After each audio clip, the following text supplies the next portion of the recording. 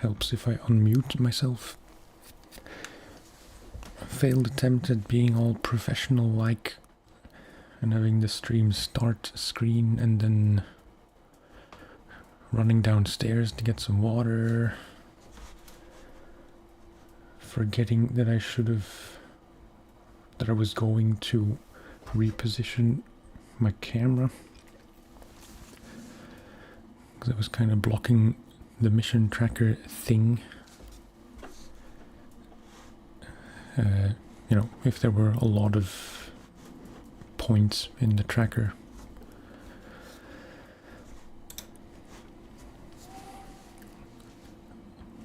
Right. So the plan is that this will be kind of a longer stream. Just wanted to not even do something different, just, you know, do a bit more streaming today.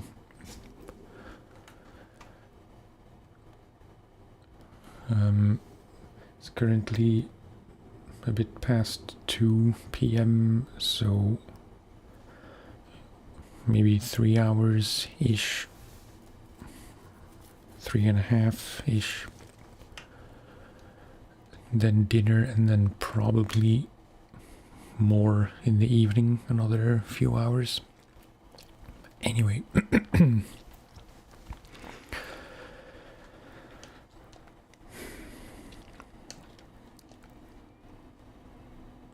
I'm tempted to do some of the logging missions now, so I don't have to do them all at the end.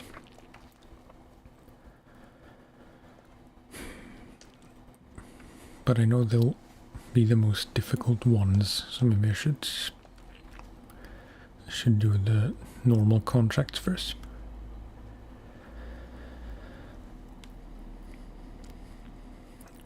Okay, instruments of development, deliver to somewhere in Island Lake, drilling equipment,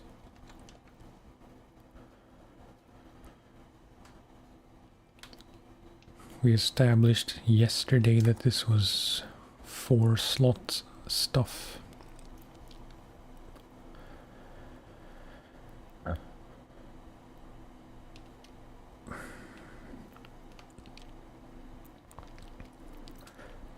White Western makes the most sense. So at least for the first one, let's try to use that one. Maybe for the shortest one, i.e. this one here.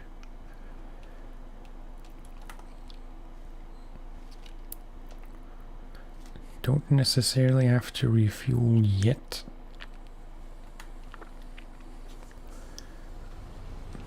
I'll probably have to soon. Terrible start.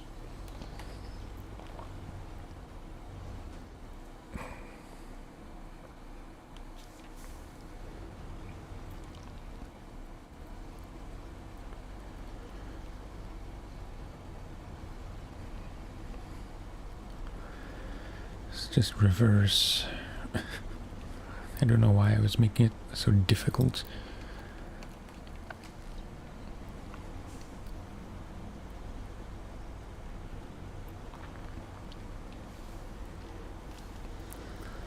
Hoping my PC won't melt. 'Cause it's not really summer temperatures yet, but it is getting hotter.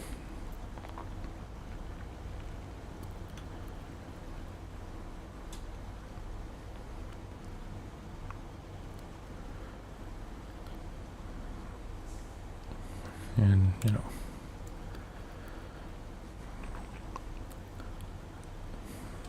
this probably isn't interesting at all, but my previous PC was kind of silence focused.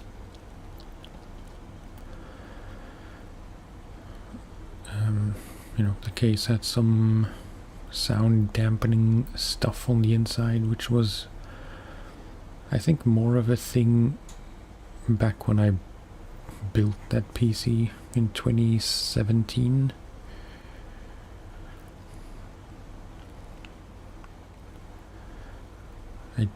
I know some case manufacturers are still doing that, but I feel like it's less of a thing now.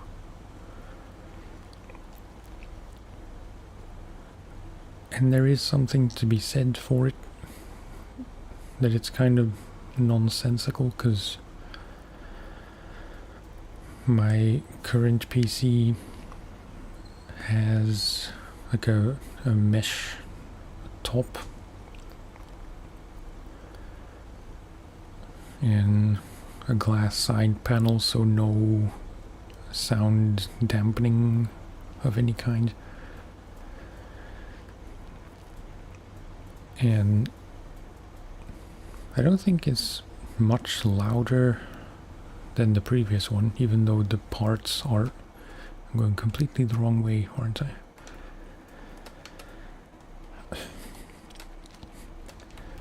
I cannot multitask.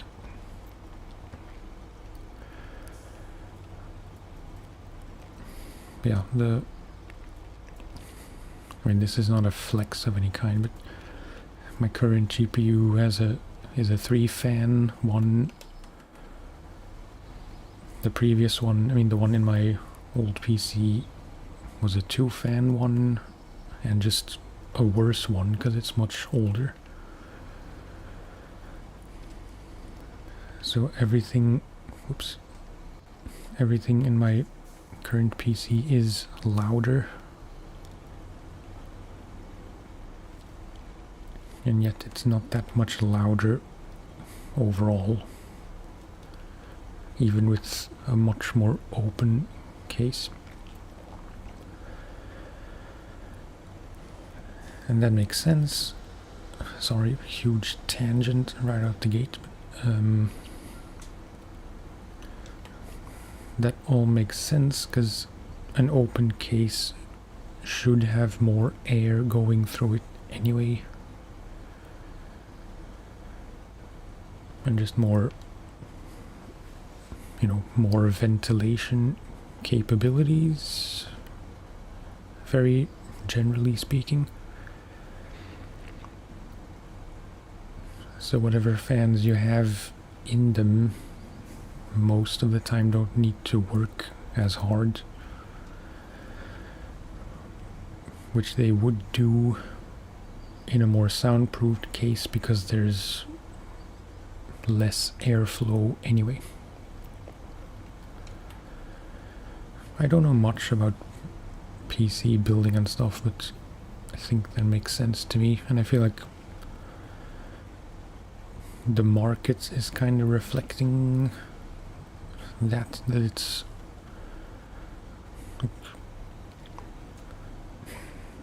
I haven't done PC research in 8 years or 9 years.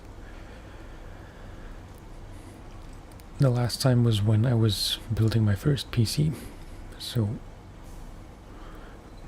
a lot has changed.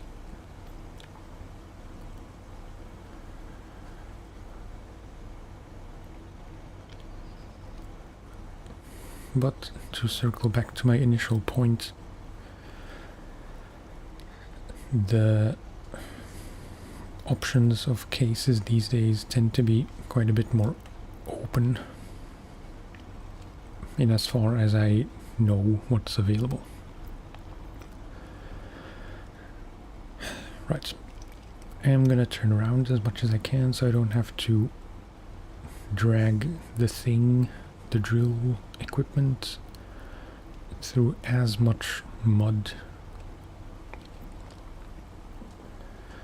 I'm seriously considering changing trucks, like just bringing a different truck out here for the other two, because I don't really know if the White Western is the best choice.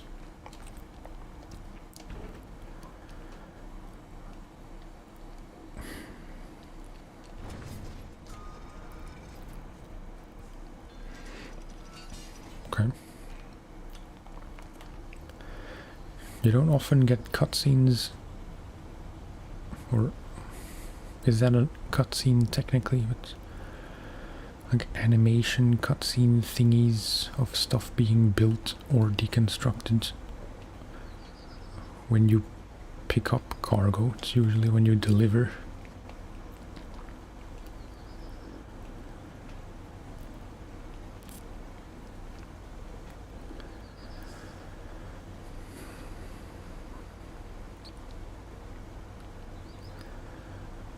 It is tempting, maybe I should just go for it, to get the P16 out here with whatever trailer that isn't like complete overkill for the size of the cargo.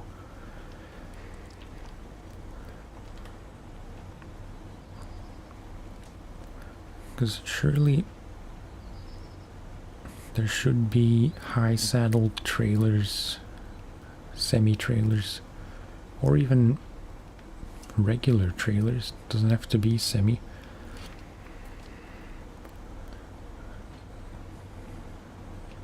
No, the saddle point is moot if we're talking about normal trailers, but there should be other semi-trailers for high saddle that aren't like the really huge ones.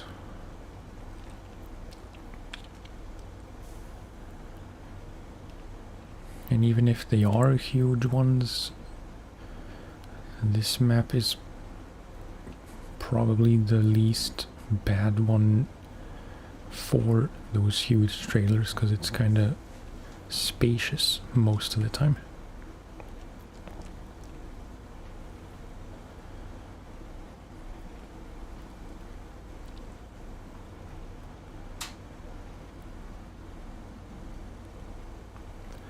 But I seem to remember there were some normal, like 5, maybe 6 slot semi-trailers for a high saddle.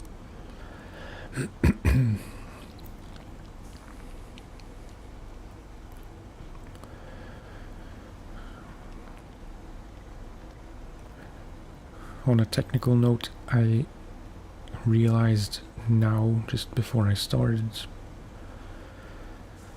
that yesterday I had the Streamlabs widget thingies hidden.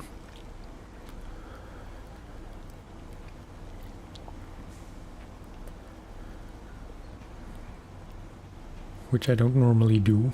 Like, I don't usually just have them on even when I'm recording videos, because it doesn't really matter, or so I thought. But then I thought,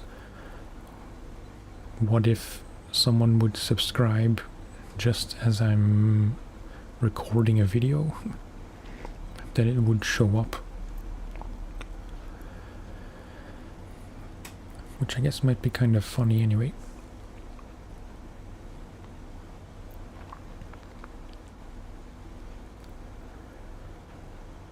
Thanking people for subscribing in a non-live video is kind of yeah.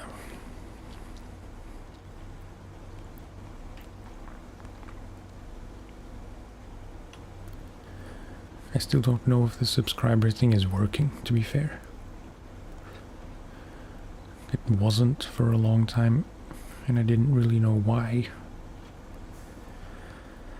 It should technically work now. Doesn't matter much. I mean, it's kind of an essential thing, I think.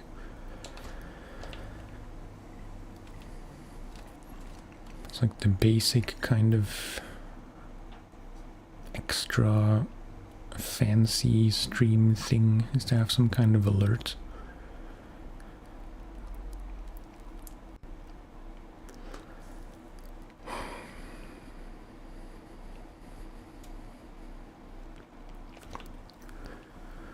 Do I want to bother with the P16? I'll tell you what I will do.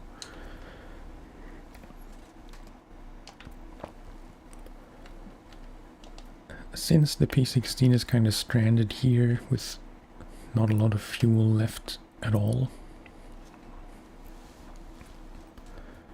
I will recover to the garage after I detach the trailer.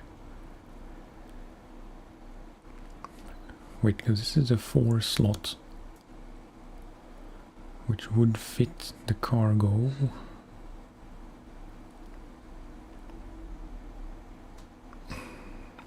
I could use this trailer, but I can't really get it to Island Lake easily from here unless I bring some kind of fuel situation to the P16. Fleet Star still has 80%.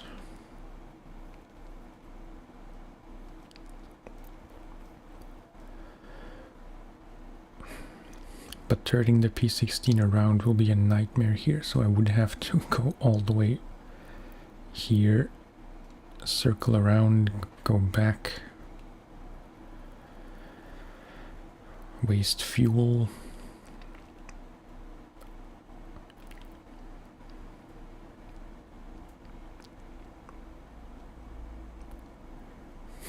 I do kind of want to do that. It's just... it's pretty inefficient. On the plus side, I do get to use the P16 for once. So we'll just refuel the P16 with fuel from the Fleet Star.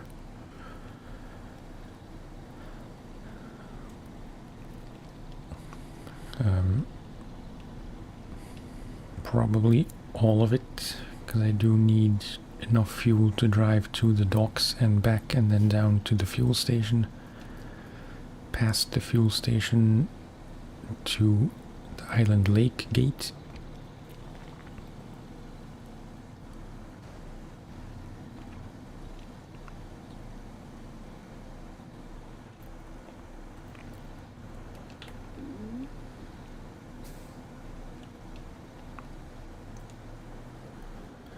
Incidentally, I was playing Far Cry 5 just before I came up to stream.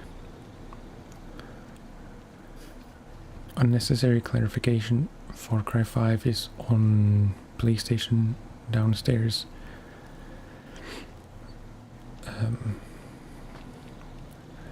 And apparently you can have trailers in Far Cry 5.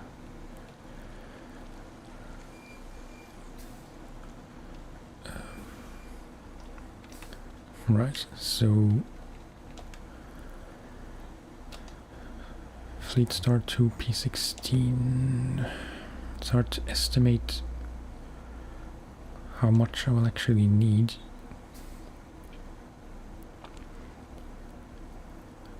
Let's just get all of it. Or leave 1 liter in the Fleet Star. And we're out of fuel anyway, just from idling. Okay, then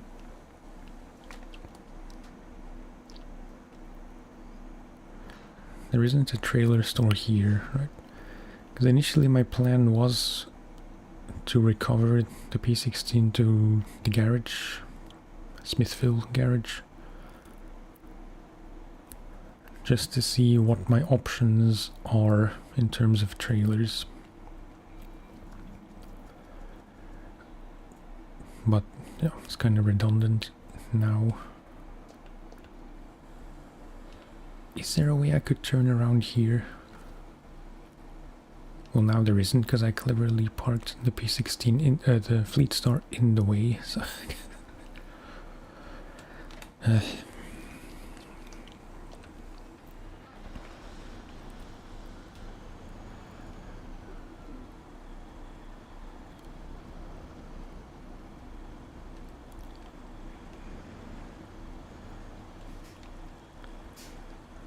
think with a bit of brute force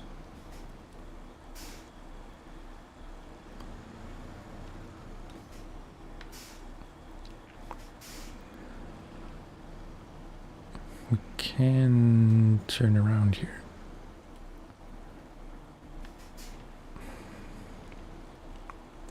One thing with the P16 is when you're maneuvering, you kind of have to stop, wait for the wheels to turn all the way,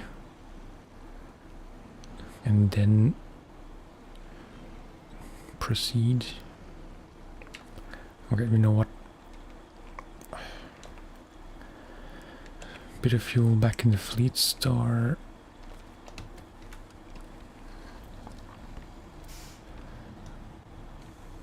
Crash into the trailer.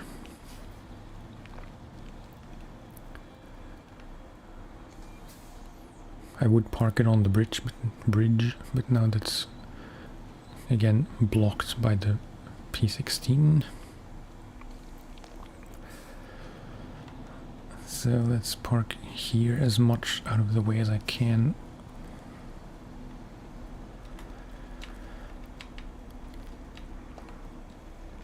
Change back to P16, and now we should have a clear path.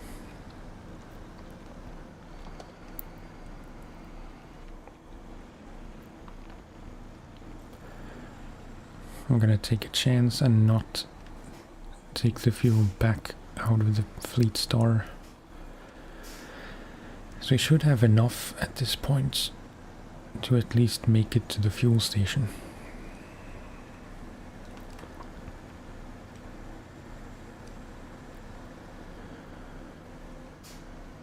I just realized I don't have an off-road gearbox yet.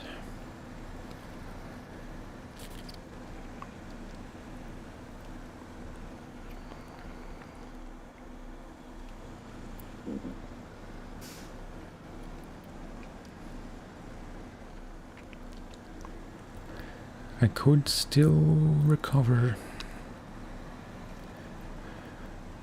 To be honest, I don't even know what the options are for gearboxes for the P16.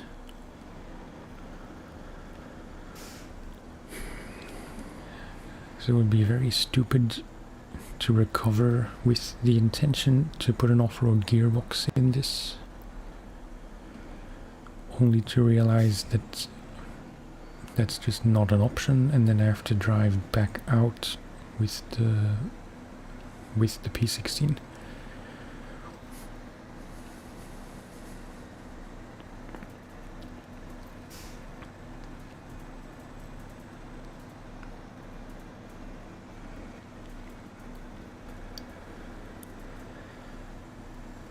Let's just leave it as is and not overcomplicate things. We should be able to finish this contract with the P16 as is.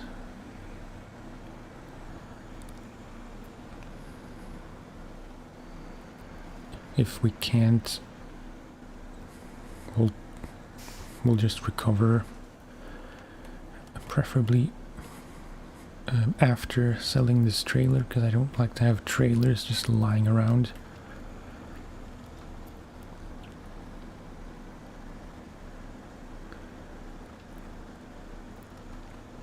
And after we do, or after we complete this contract,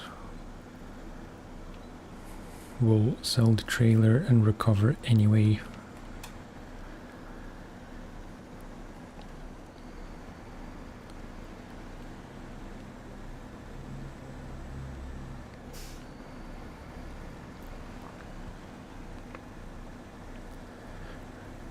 I am missing low gear plus.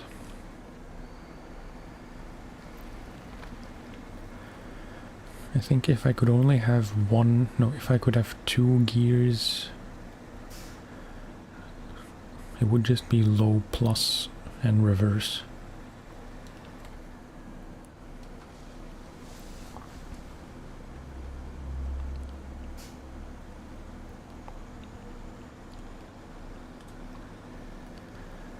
neutral. I don't know why you would use neutral ever. Unless you're really trying to save fuel and just coasting down hills. Well, I'm not even sure if you still use fuel in neutral. I'd say no. I can't say because I never tried it.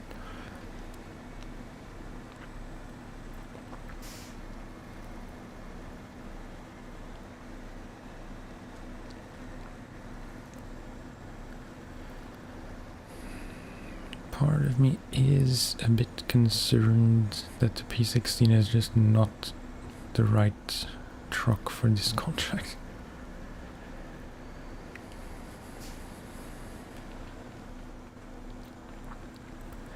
It's a very cool truck. It is kind of... I don't know what the word is.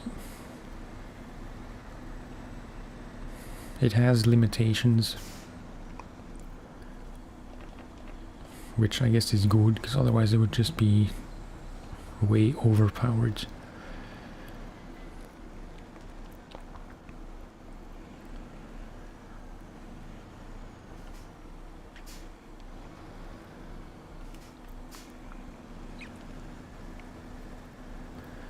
Maybe this trailer is just a better choice, because I feel like you can turn sharper.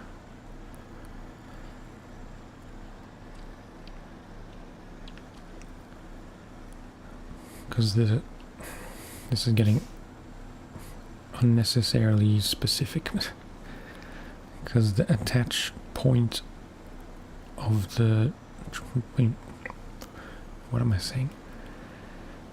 The hinge point between the trailer and the truck is just a bit further back. Should mean that you can make tighter turns.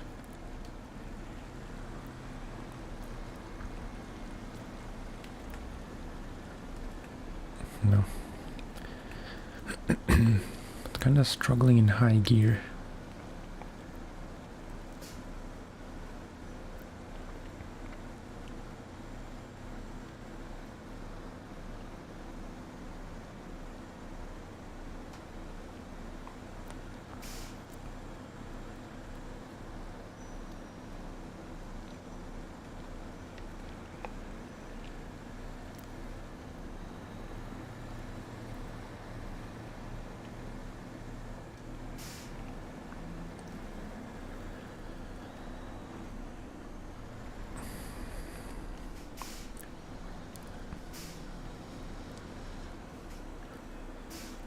Mud really is not the biggest enemy in SnowRunner.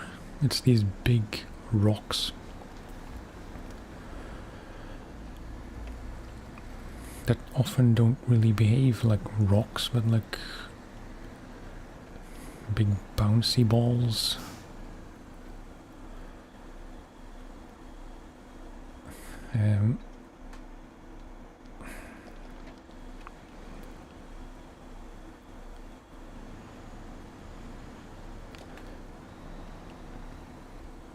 Should I even try to cut across? I don't know.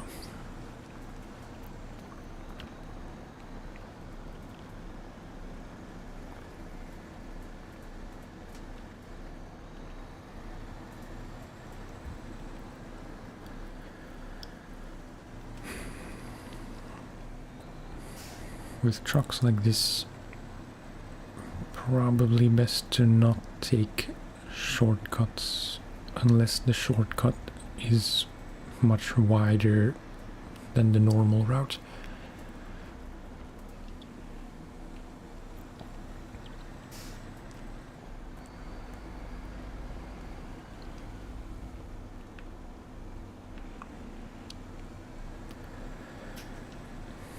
You do have to steer a bit sooner than you think you do. Look, I feel like if I take corners as I do in any other truck. I tend to understeer and just crash into the outer thing. These explanations, man.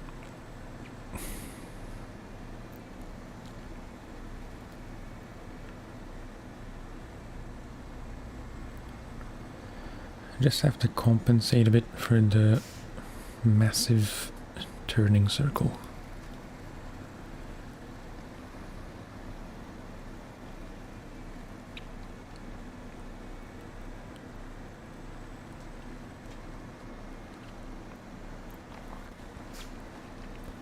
It's funny, actually unintentionally annoyed my wife yesterday by just mentioning a truck. Because we were watching... Well, we started with Final Destination 2. Can I...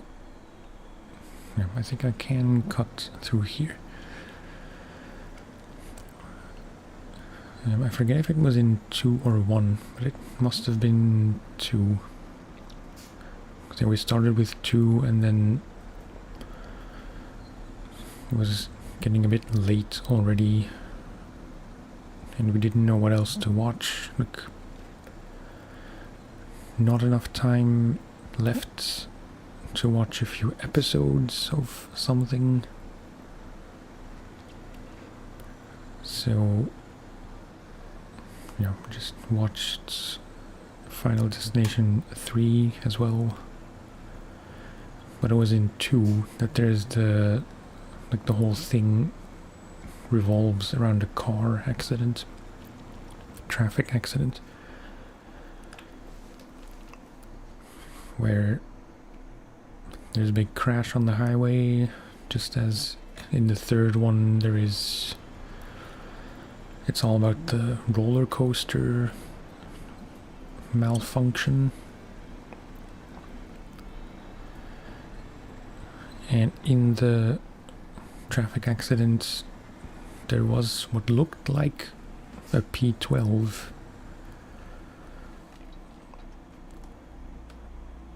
Like, I'm sure you've all seen the... Probably the most famous thing about those movies is the whole log truck accident, where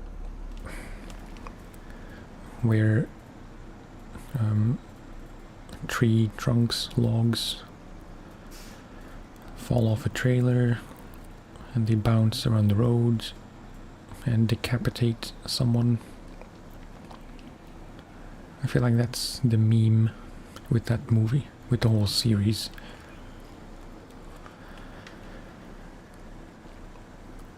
And I just noticed it was a black truck that looked like a P12 or maybe some other Pacific model. And I just mentioned it to my wife, and hey, I think that's a P12, Pacific P12. I knew it would kind of annoy her because she has already expressed very clearly how boring she thinks this game is. But she kind of crashed out for me saying that.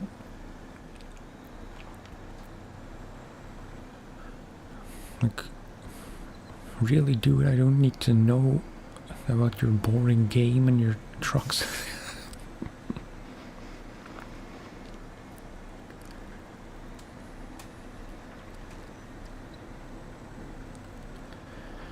Anyway, they're fun movies from time to time, but just... It seems like as there have been more of those movies, I think there are 5, if not more.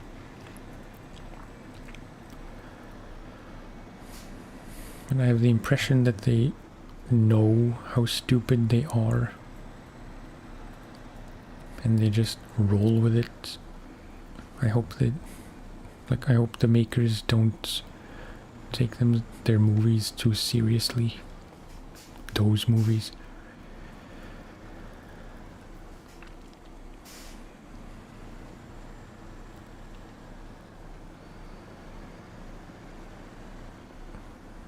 It is kind of embarrassing how much more I liked them 10 years ago. Or 15 years ago.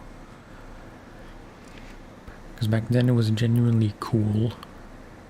Some of the stuff that happened, just because it was kind of extreme, like very random, but you didn't, or at least I didn't, fully realize how ridiculous it was.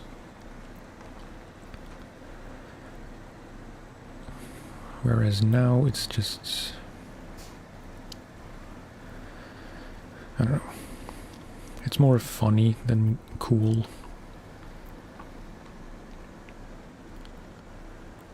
Like, of course, the fridge magnet is randomly gonna fall into the whatever it is, Asian food takeout container. And of course, the guy doesn't notice the magnet even though he looks into the container before he puts it in the microwave.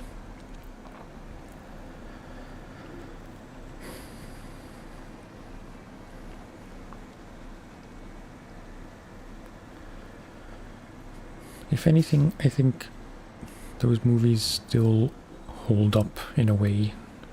It's just,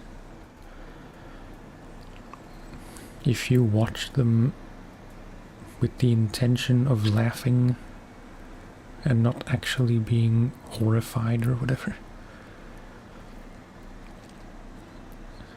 then they're still pretty good, I think.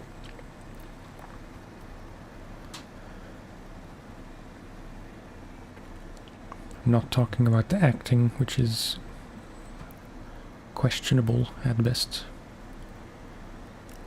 or the dialogue, but just the concept of the movies.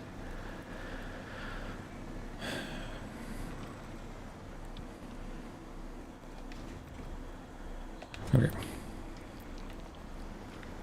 In the meantime, moving on to delivery 2.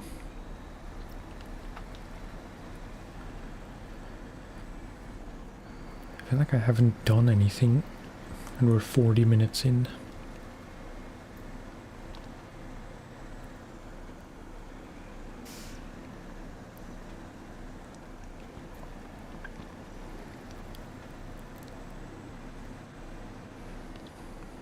What have I done? Just the first container, right?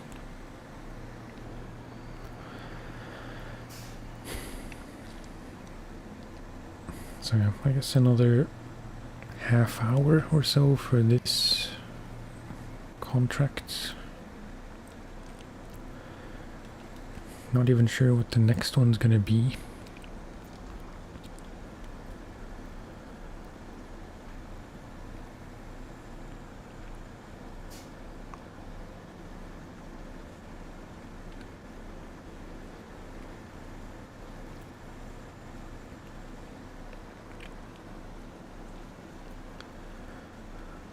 I'm just gonna pause up here.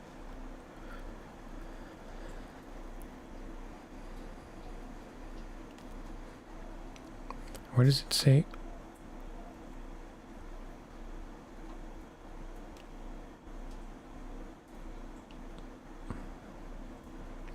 Oh, yeah. I don't think there was the little cutscene that played when we picked up the container here. I don't think that happened just now, and I'm confused why it still says we need to pick up something from here. I hope it's just one per site. And that one will disappear after we deliver this one.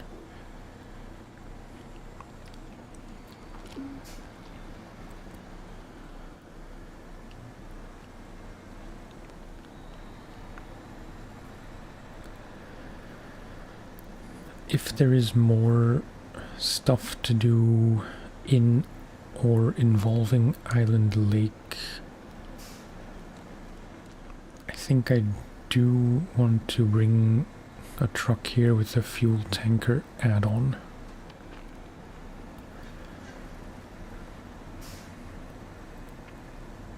Because I know there are fuel tankers lying around. There's like 2 normal trailers, or 3 maybe. 1 semi-trailer, 2 scout trailers that I know of, if not 3. But it's just more convenient to have a truck with the add-on if you need to reposition a fuel tank to a more convenient location.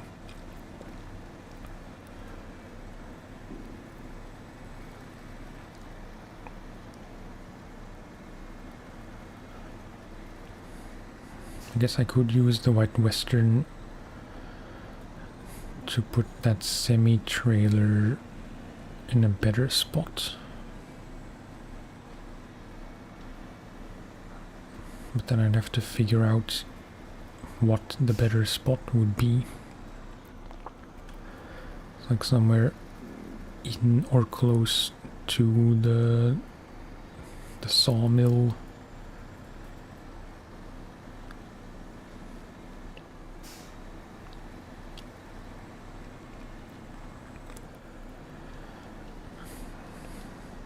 I think I made the right choice with the P16 because yes, it's pretty slow.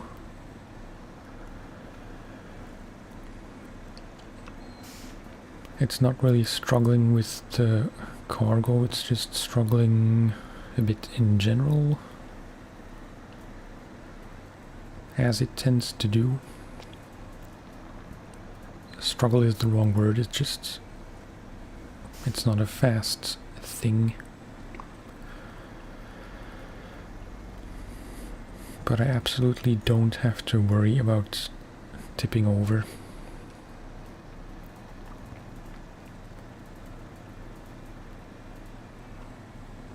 I can just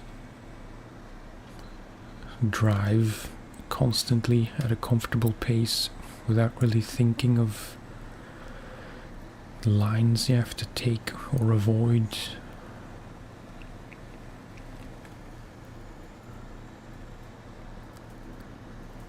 Now, high gear isn't the best. I don't know if it's any more fuel efficient. Tiny bit.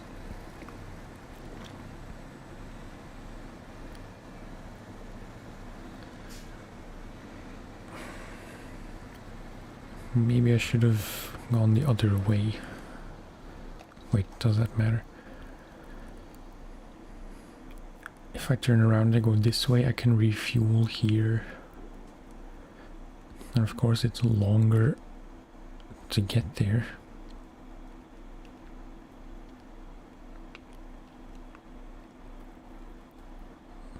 But I think just going through here isn't any more difficult. Except with those bridges.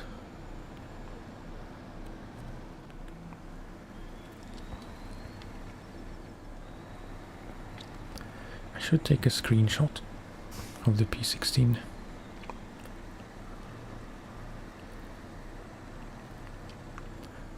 I should probably do that. Well, might as well do it now. Just a quick one. Where's the sun? Yeah, sun's behind us. It's not ideal. So maybe not now.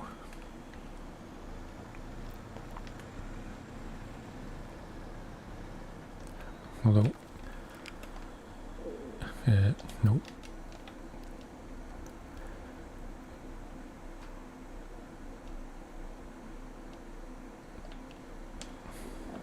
What am I doing?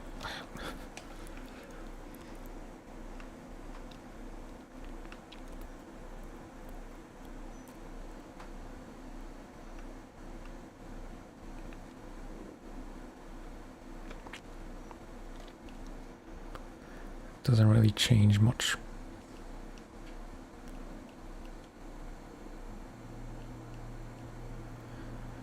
No, now the front is still in the shade.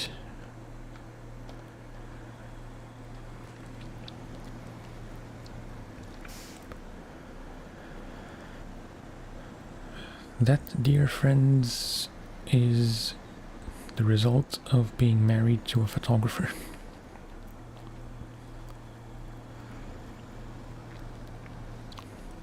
I can't see my 5-year younger self considering stuff like that.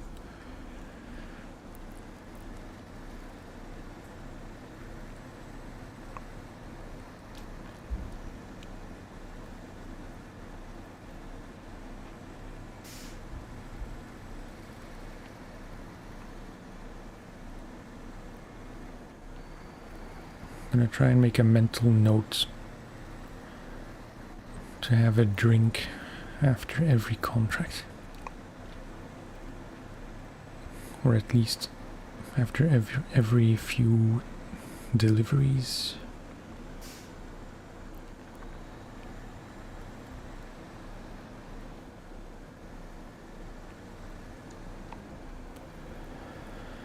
Because I have a habit to forget to drink. Just generally, not even when streaming.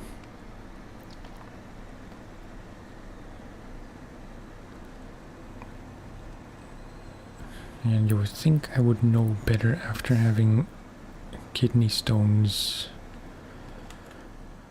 at least twice in my life. One time, very bad, where I had to go to emergency.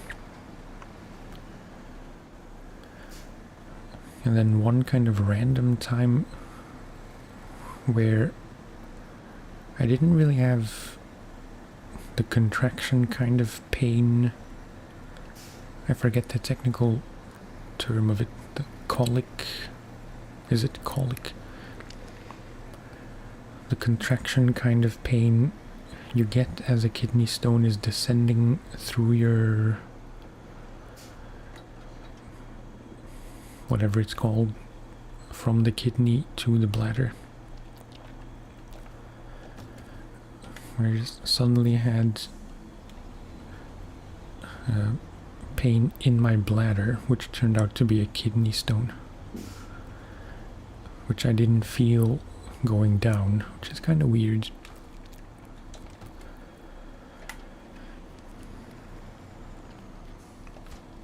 Okay. That is number 2. Sip.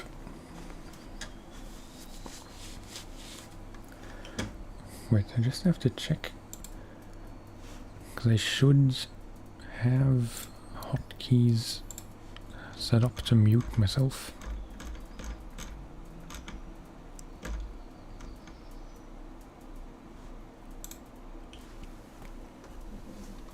Does this work?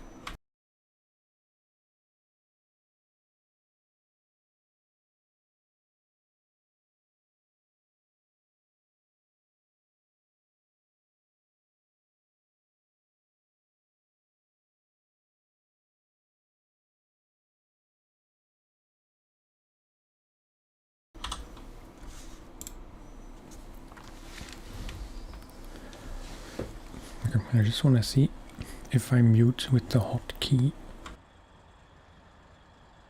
Yeah, okay. Because the minor annoyance is that if I click in OBS to mute my microphone, I technically minimize the game and then the audio from the game is muted.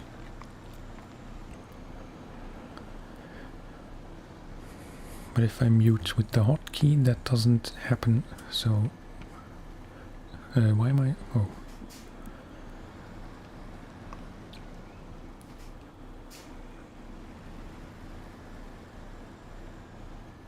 Yeah, I'm just doing the exact same thing twice.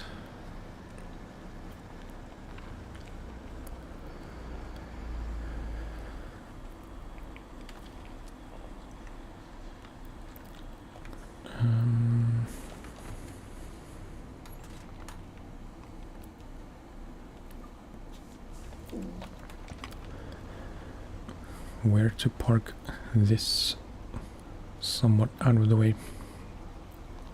I was thinking to sell the trailer, but it's not really necessary.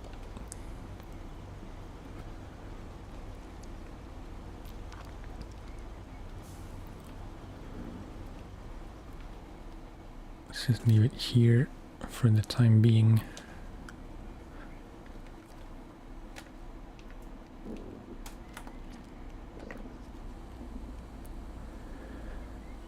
Okay, so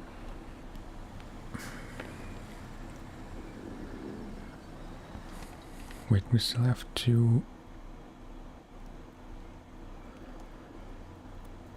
yeah, we have to go here, so we're passing this fuel carrier anyway, so we can refuel on the way to this.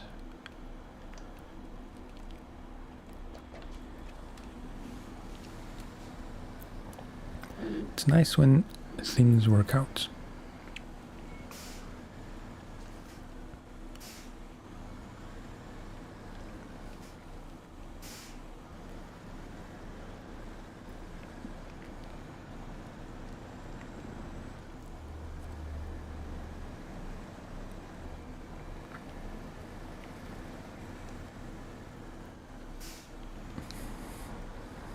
Kind of close.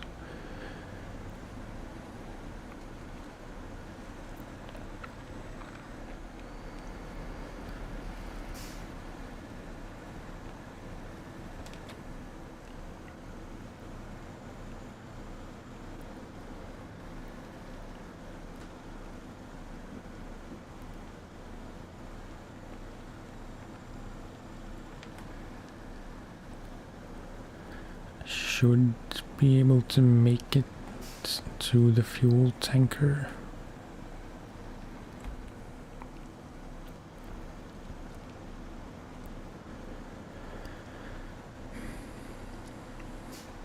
Starting to regret not using the P16 sooner for Drummond, because for some reason, or not for Drummond, for Island Lake stuff. Because in my mind, it just wasn't really the best choice, because it's still kind of, you know, uneven terrain and some pretty narrow paths, but really, unless you're really going into the sticks, it's pretty comfy. And like I said, you don't have to worry nearly as much about tipping over, because it's just not an issue.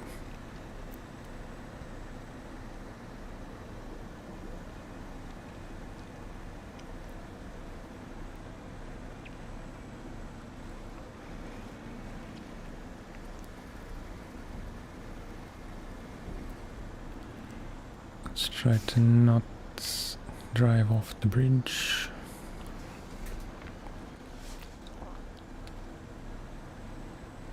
Oh, and now I can make a better screenshot because the sun is in front of the truck.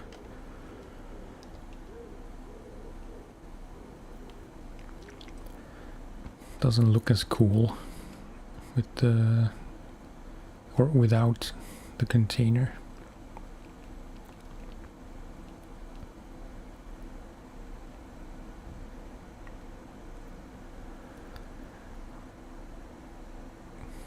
Yeah, something like this.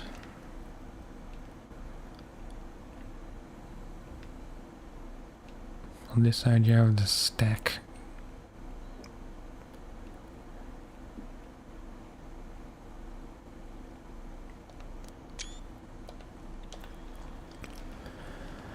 I'm trying to take better thumbnails. Or not take, to make better thumbnails.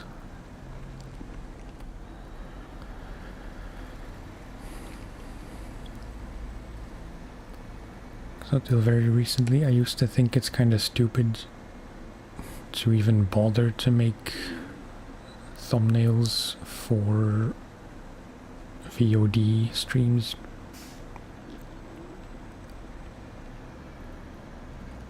Because who really cares? But, you know.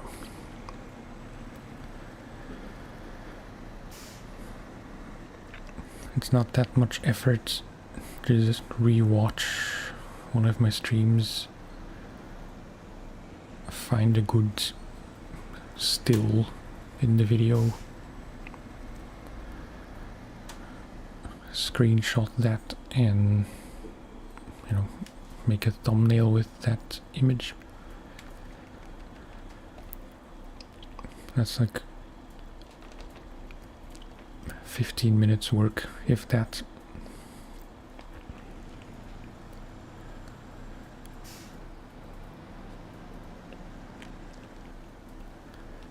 But of course then you have to deal with the image quality of the video, which isn't always as good as I would like.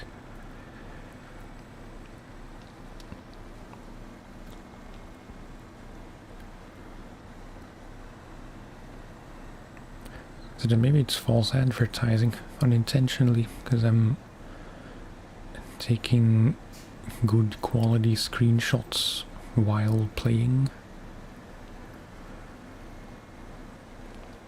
which then maybe don't reflect the quality of the image quality of the stream itself after the fact.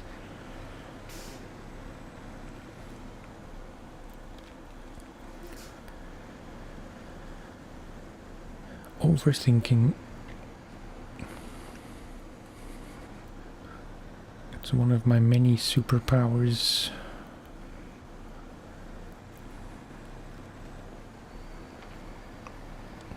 Along with crippling self-doubt.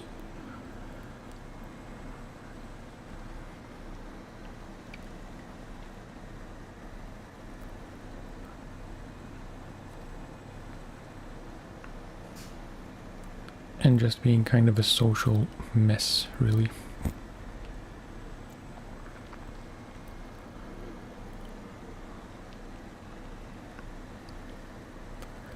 Just scanning if there are other ways to leave this place.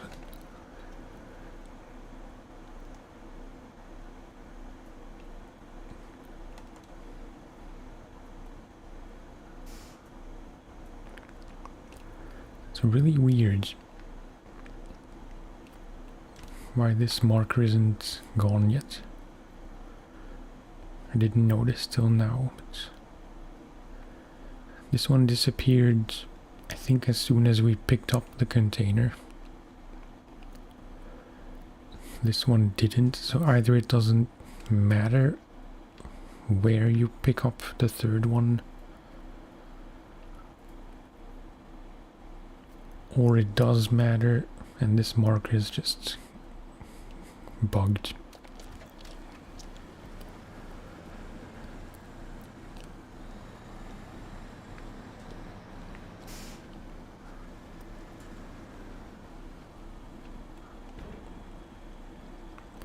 Will it play now? Yes. Interesting.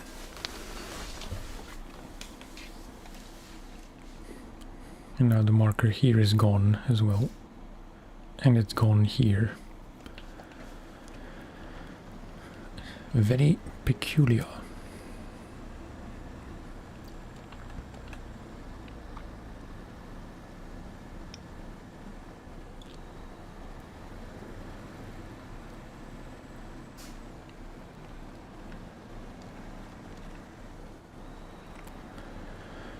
I am gonna go back the way I came, just up the hill and then right/straight. Because if I would go left, that would be too tight of a turn, I think.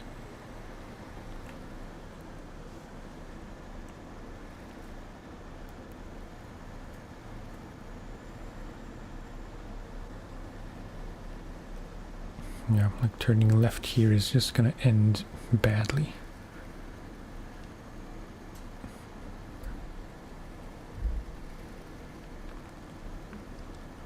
Kinda struggling.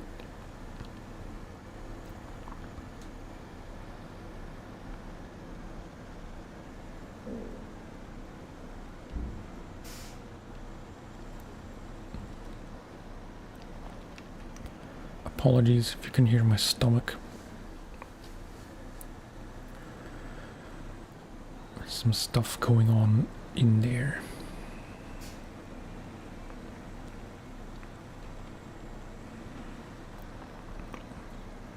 Sorry again if that's TMI.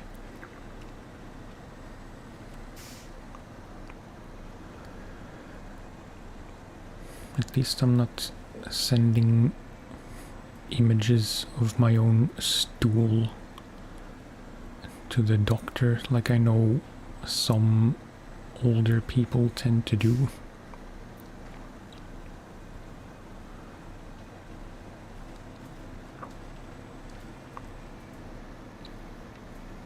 Must be nice to not have shame about that kind of stuff. If you could just, I don't know, like whatever embarrassing ailment you have, if you would not be embarrassed about it and you would just go to the doctor, have it checked without any, I'm trying to think of a nicer word, but any qualms, if that's even the right word.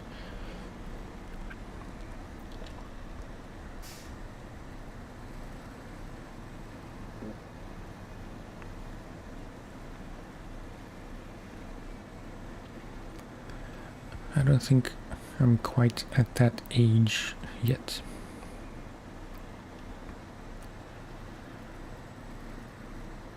But then I haven't really had any stuff that I was really embarrassed about to go to the doctor.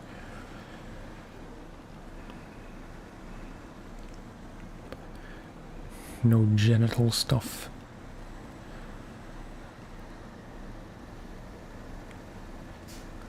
No awkward warts or whatever.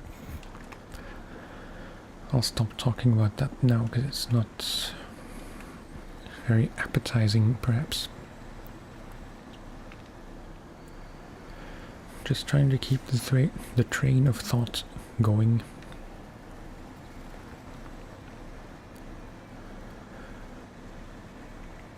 I wish I was able to do that more when recording videos, because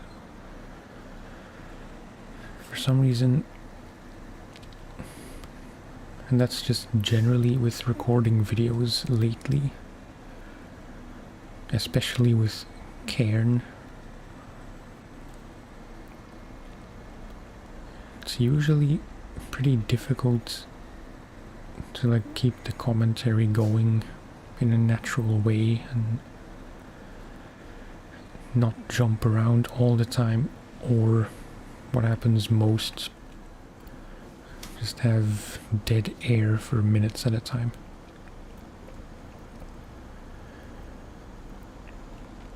It is a much more mentally demanding game though, so I'm sure that has something to do with it.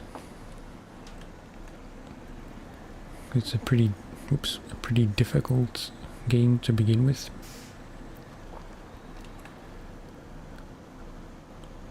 And there are pretty serious consequences usually if you mess up.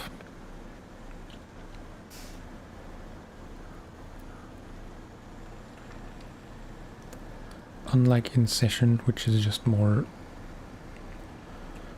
I don't know, much more casual and not so much progress based. Okay, nice. Rank 15, 6k cash, 47,850 total.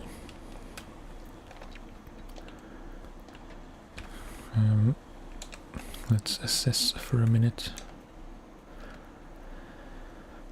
Harbor delivery. Okay, that's why this marker wasn't gone, I assume.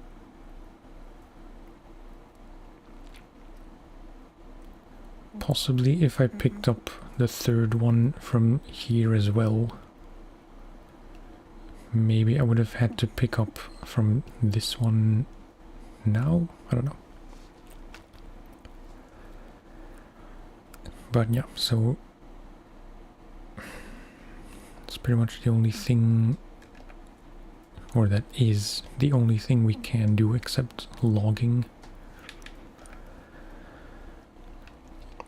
So yeah, pick up here, out there, to the right, to the gates. Then we're in Drummond Island here.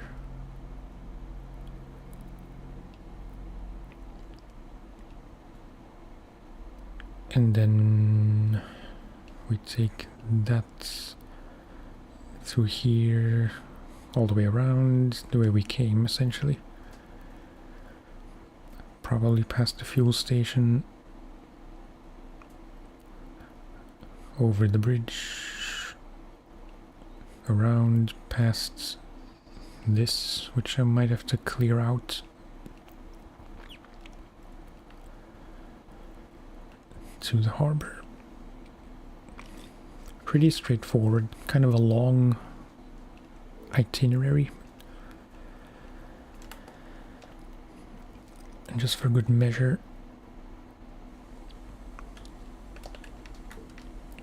I'm gonna park this trailer out of the way now.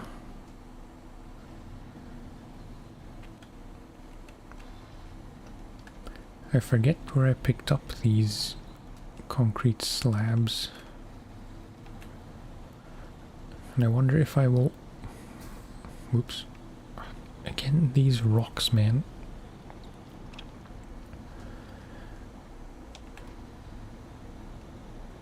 Get out of here.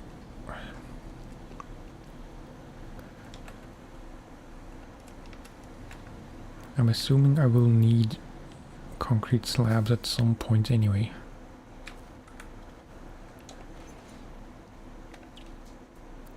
I want to check.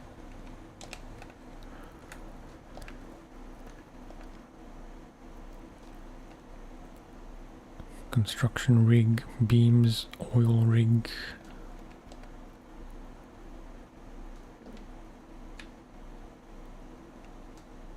Okay. Any concrete slabs here? Concrete blocks. Concrete slabs here. Oh, and deliver to the port. So it's actually a good thing that these are here already, because then I just have to take them from here to there. Again, nice when things line up. So let's give it a good old college try to reverse this out of the way.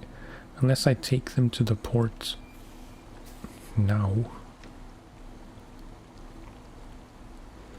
Is there a reason not to do that?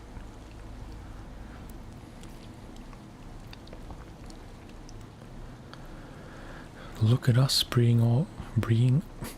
look at us being all efficient, way ahead of time.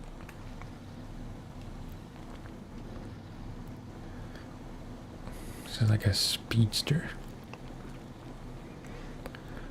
after the rather sluggish P16. It's like a go-kart.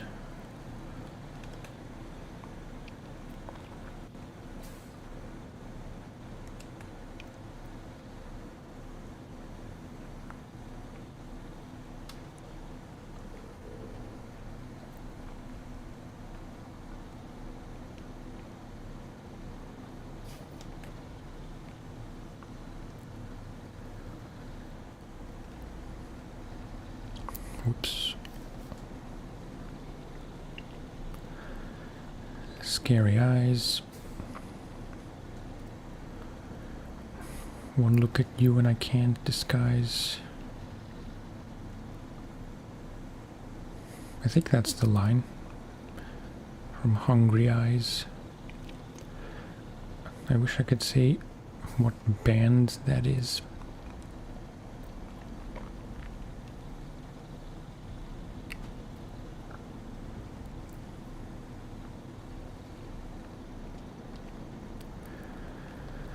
Okay, so let's just put this out of the way somewhere here.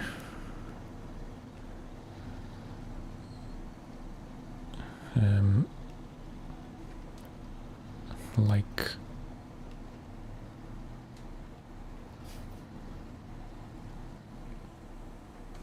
whoops.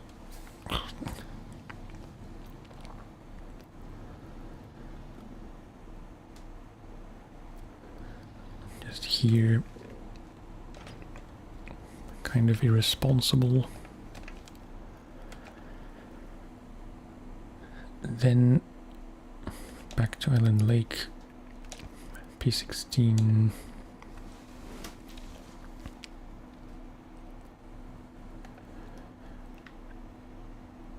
We need to go. Yeah, we can't refuel as such.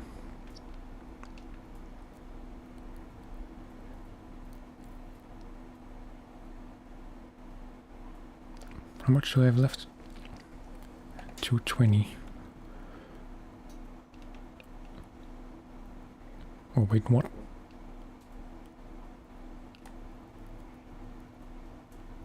Why can I pick up the same thing from so many different places?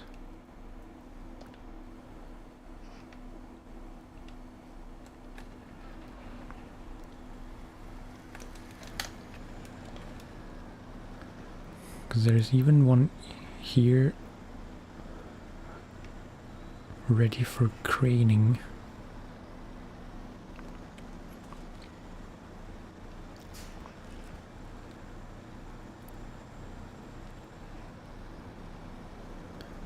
Which is completely unnecessary, but I think I want to do that anyway.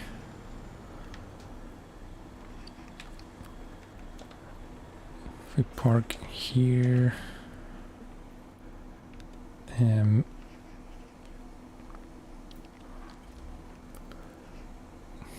this is a bit awkward.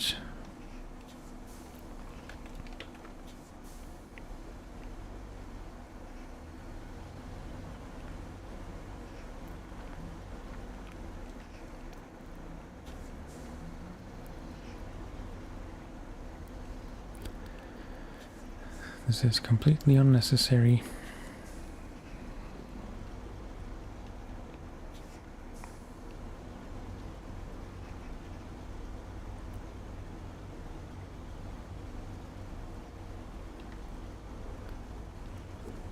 And I can't see anything.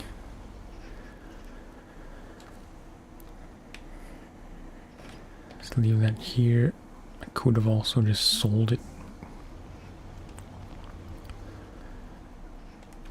Then we place ourselves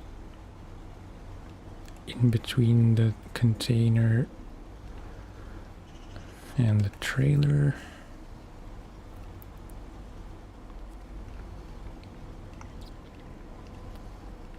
As far forward as I can, which is not that far.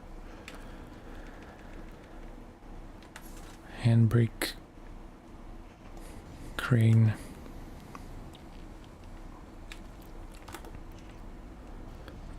I hope this is not too big. It might be too big cargo for the small crane.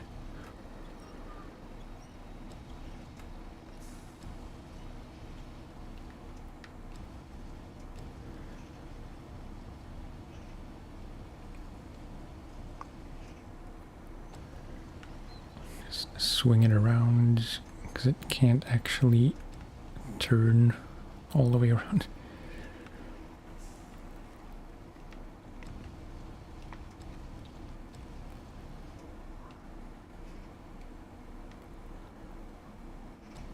Nope.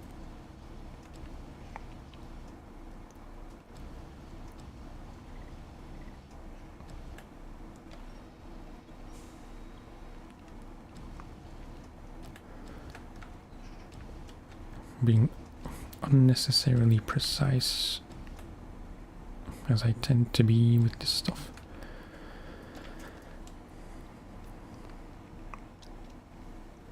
Yeah, okay. Restore. We should move out of the way.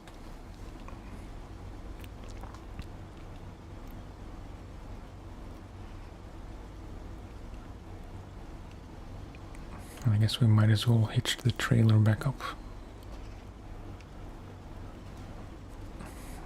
And crash into some barrels, which luckily don't behave like red barrels would behave in other games.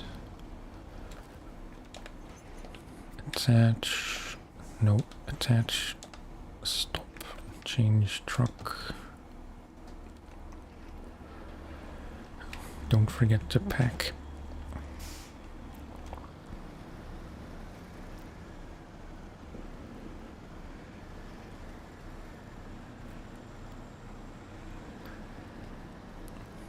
Okay, sweet.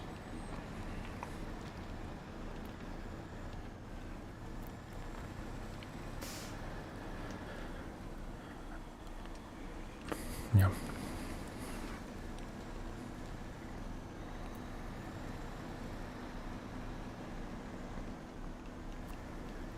We still won't be able to tank until Drummond's, I believe.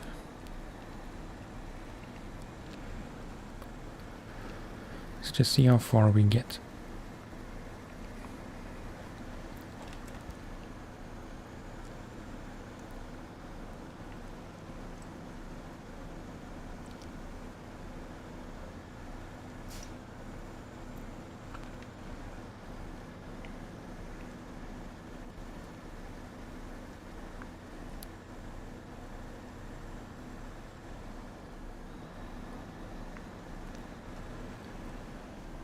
Because if we're using roughly 12 liters per minute,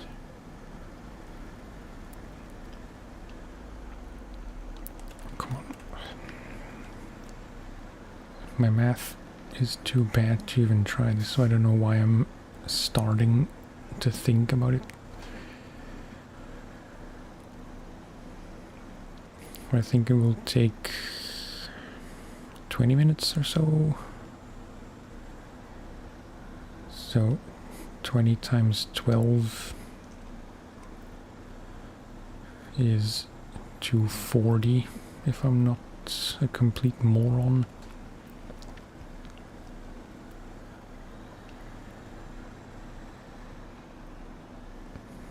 Which is not enough, but by then we should be able to reach the fuel station.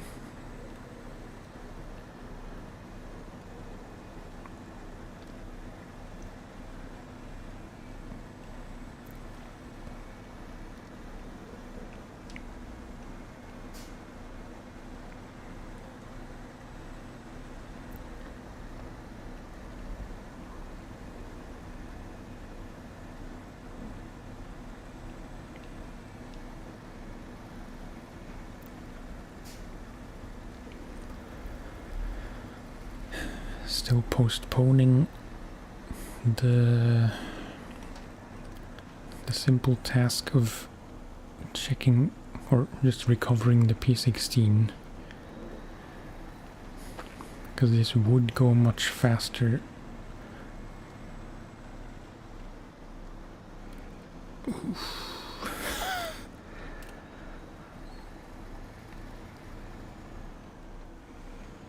Jesus Christ. Got very lucky there.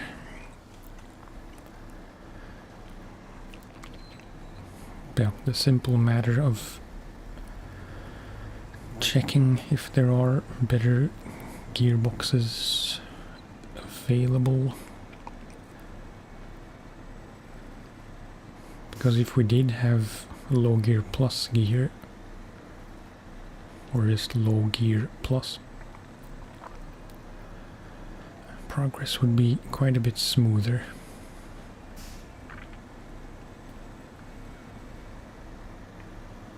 But if we can't get the off-road gearbox, it will just be a huge waste of time.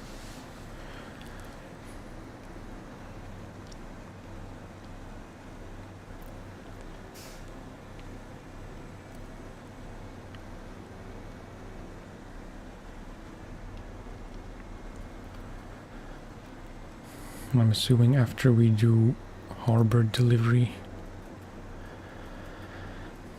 maybe after that we'll already have to do the big rig from the port to Smithville. No, to Smithville or Black River.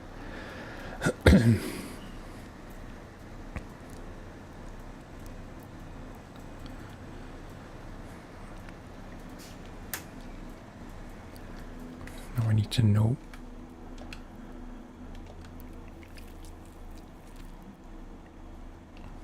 Yeah.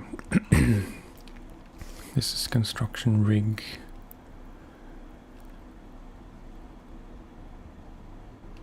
Not sure from where. I'm assuming that's from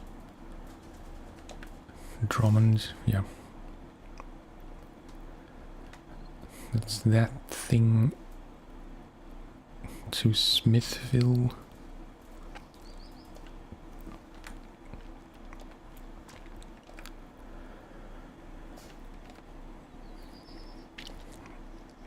I seem to remember there was also one you had to take from either Drummond or Island Lake to Black River. Or maybe from Smithville to Black River, but then it should be here already, and it's not. Meanwhile, I'm wasting fuel. I don't know.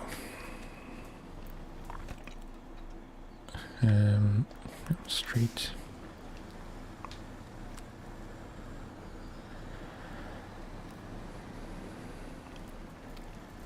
And thinking ahead just a bit, when we will have to take the construction thing from the port to the drill site in Smithville, I will have to make the choice if I want to cut across the rock bridge,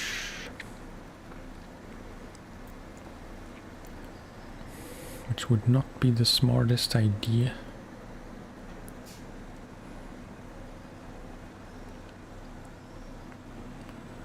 It's very tempting, of course, because it would be much faster.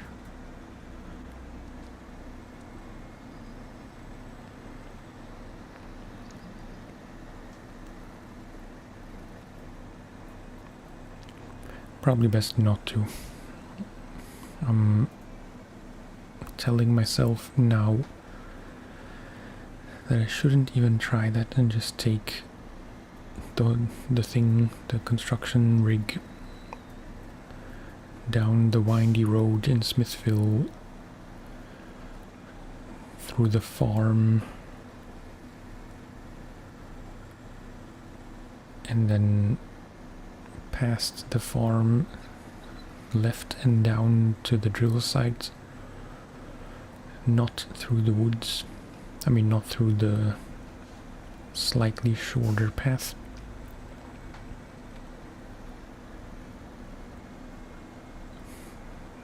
I don't know if there is an even longer way than that.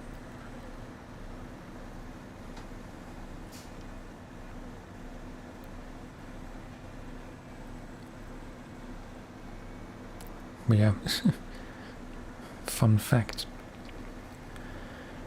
We currently don't have the high saddle equipped,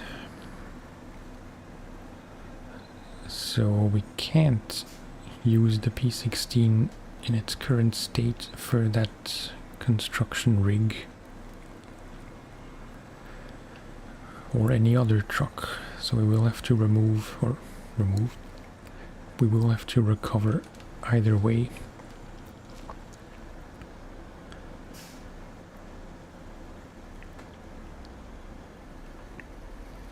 Come on.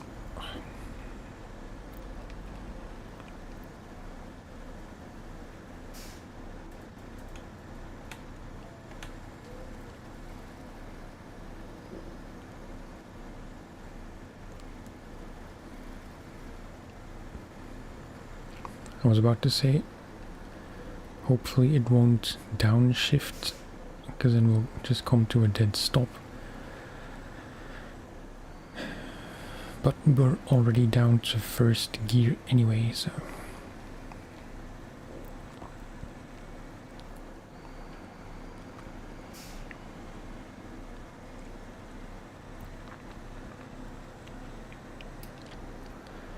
could use a snack.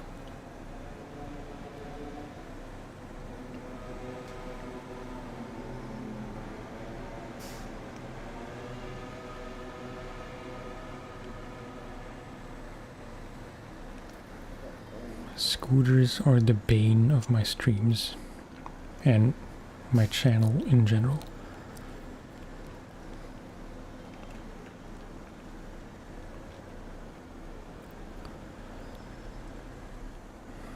For their size, 9 times out of 10 they're way too loud.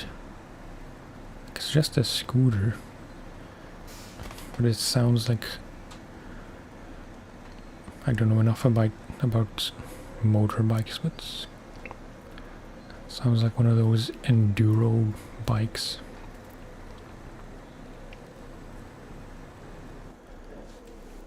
Okay.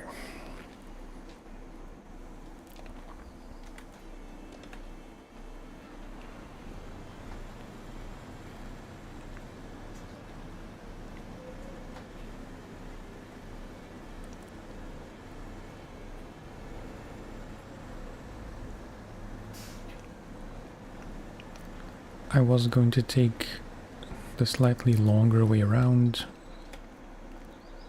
through here, but I forgot that to go there you have to reverse when you come out of the gate. So yeah, pretty straightforward. Could try to cut through here, but I'm not going to because it's just not necessary.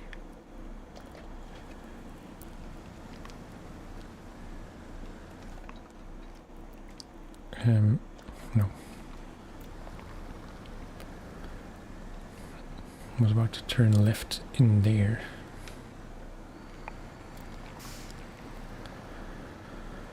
We used up almost exactly half the fuel we had.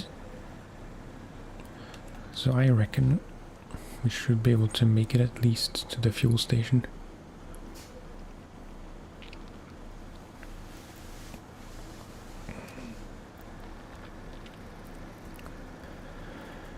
Getting pretty hot in my room. Could open the window a bit further.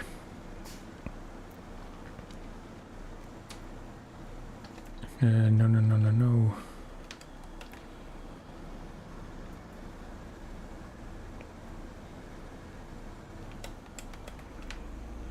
It's not where we want to go, sir.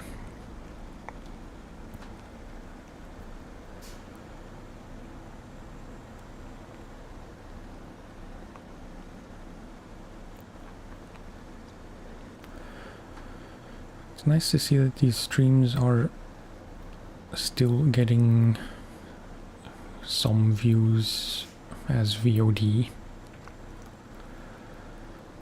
I'll keep saying it until you're sick and tired of me saying it, but I don't monitor my views during streams because it affects me too much. I was gonna say affect my emotions too much, which is a bit too strongly put. If I have 0 viewers for a long time, I get demotivated. If I would have many viewers rather,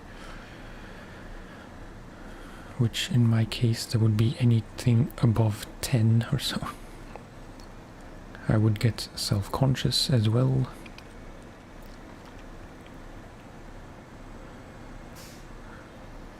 So it's just easier not to see them, but after the fact,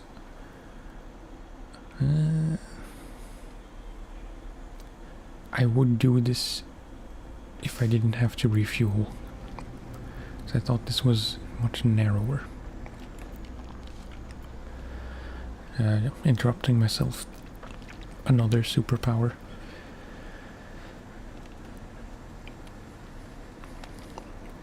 After the streams, usually it's like 3 to 5 concurrent and around 15 to 20-ish total.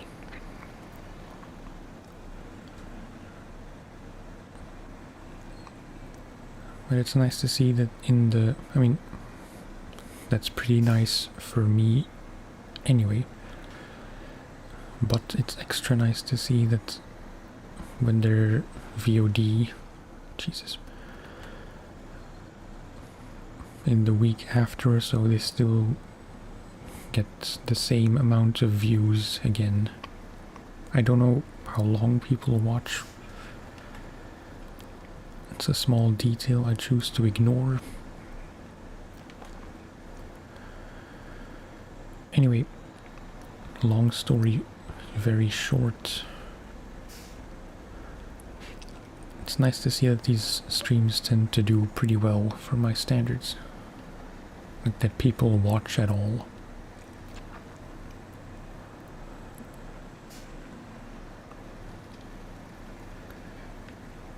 I have been thinking if I should even finish Cairn. Because compared to these streams, whoops, and also compared to the recent or session videos in general, Cairn doesn't seem to be so popular.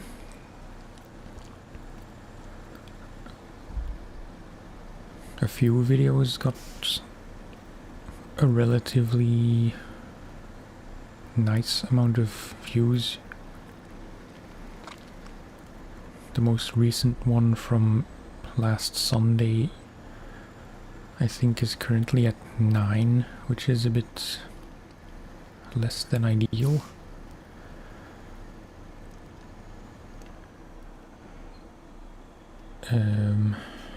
What is happening?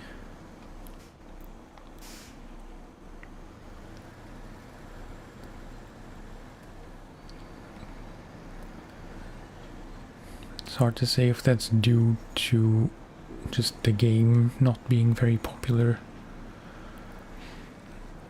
or me not doing the game justice.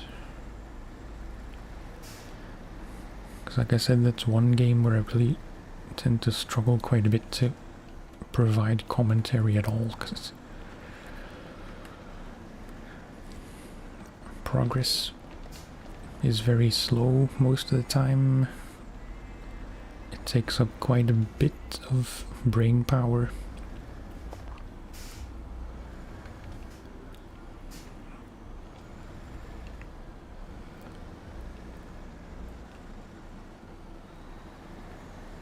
maybe it's too nerve-wracking for ASMR videos. I don't know.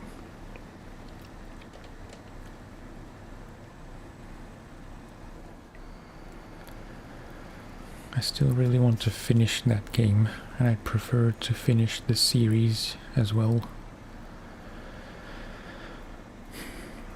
But at some point, and this is getting way too YouTube technical, for which I apologize, but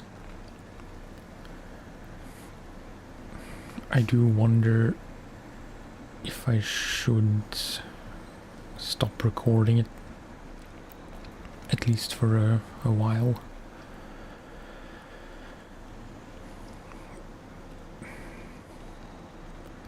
Because if I keep making videos of which I know, if I keep making videos which I know won't do very well, even compared to the views I usually get, that can kind of hurt the channel overall, which is the last thing I want. But like I said, I do want to finish the game and the series. So yeah. Do I care more about my principles?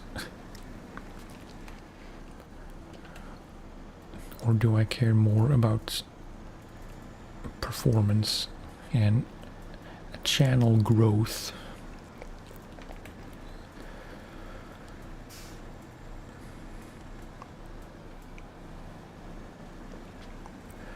It's so easy to obsess over all that stuff, and in the end it doesn't matter. Like,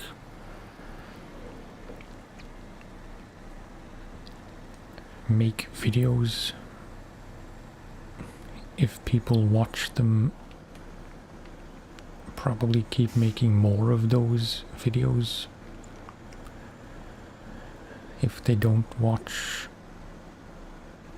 then either stop making them if you're not really enjoying the game yourself,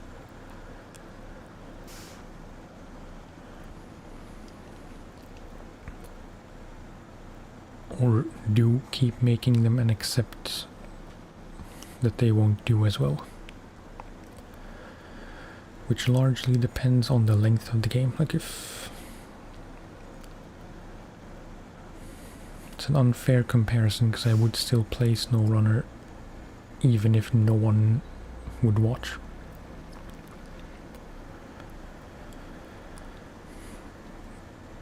But if no one would watch these SnowRunner streams, I think I would be much more inclined to also stream other games, which makes sense, I think.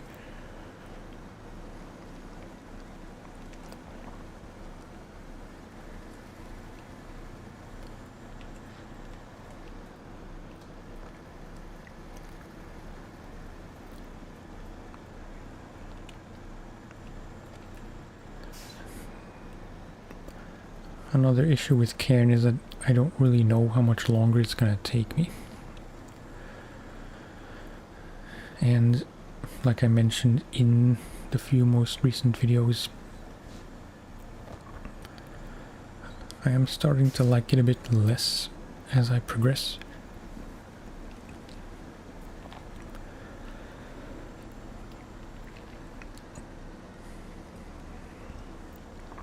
Mainly because it's getting way more difficult.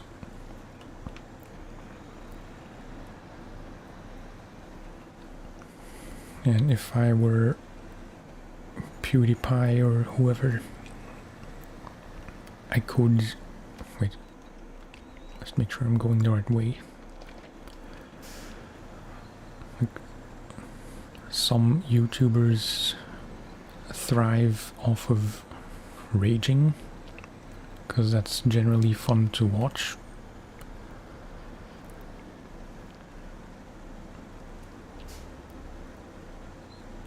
So they could get away with raging about Cairn more than I can, because I feel like I can get away with raging much less. I suppress it anyway, as best as I can. It doesn't always work.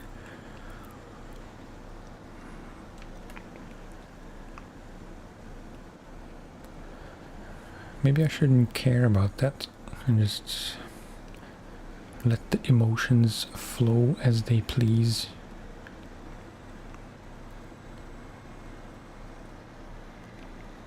But then there would be actual swearing and just generally bad language.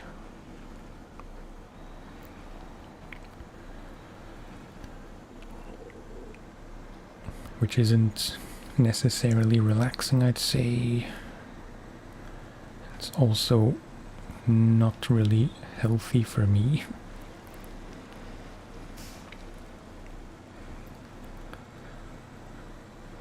That said, I was raging about SnowRunner the other day on PlayStation, not this save, just my personal game.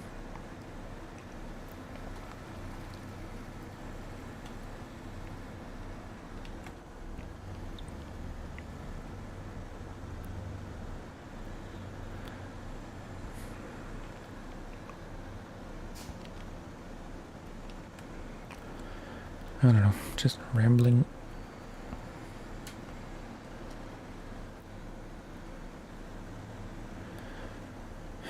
While I'm kind of starting to melt.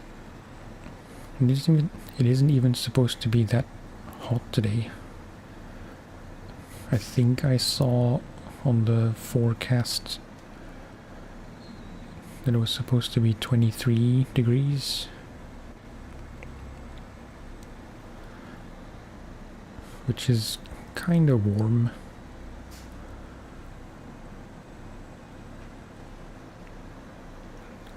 I think it's pretty normal temperatures for April where I live. Not that I live in April, but you know what I mean.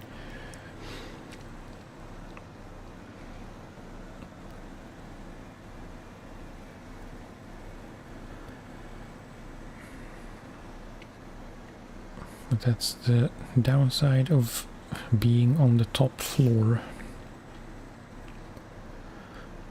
right under the roof. Incidentally, the apartment we bought and where we will be moving into later this year is also on the top floor. There is an attic still, like not furnished or anything, just not even really very high. I don't think I could stand up there. But there is still space above the ceiling, between the ceiling and the roof. Hopefully that will help a bit with heat. Might not.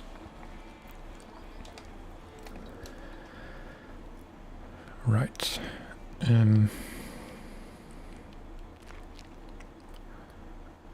I'd say we should take that trailer to Smithville Dam, sell it there, then recover.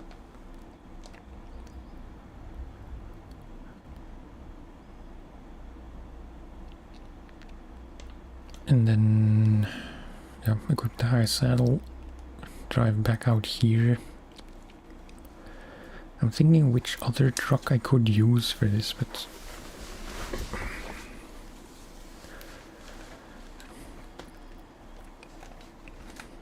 let's just take a sec. So this, yeah, activates. We have to take the construction rig first.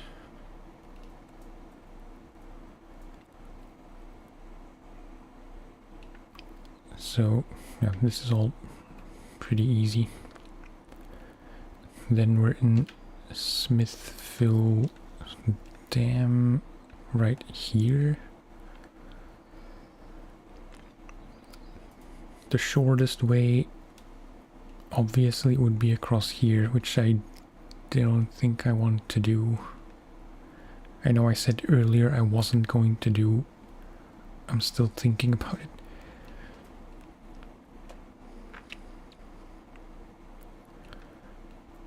Alternatively, it's across here, all the way down, across the dam, to the farm, through the farm, past the log station, up and around, down here. That's the way I should go. And I'm thinking especially for the bit after the farm, if the P16 would be too wide.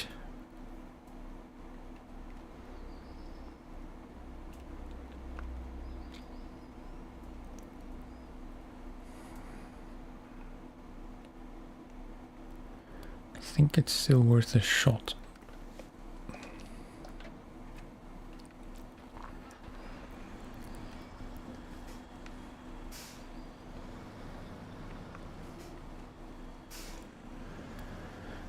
Okay.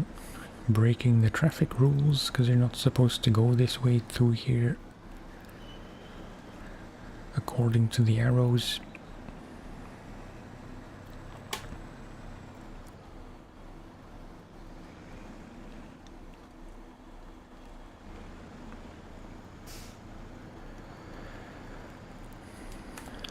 Let's go first person for a sec.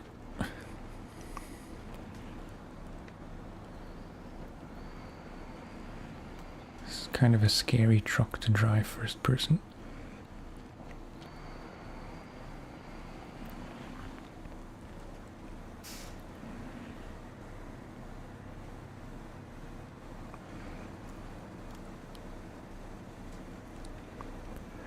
You just kind of have to trust that the trailer will go where you're going. Like around corners mostly.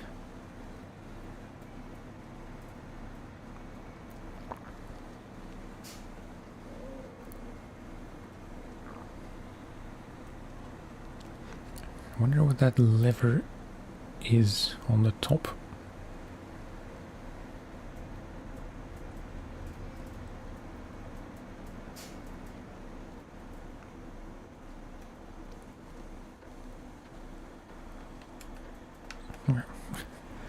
Just checking to see if the hand actually moved to the gear stick when you're shifting.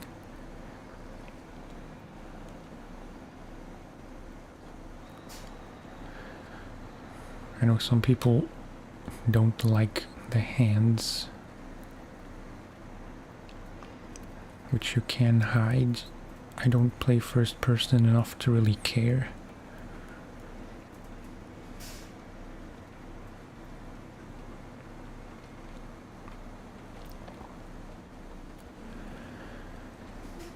It's kind of tempting to commit to playing first person all the time, but that's just not gonna last.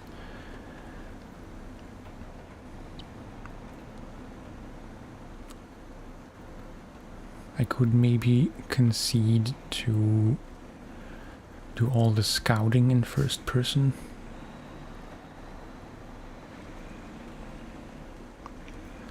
But anything with trailers is just, you know, that will go wrong. It will go wrong in third person. But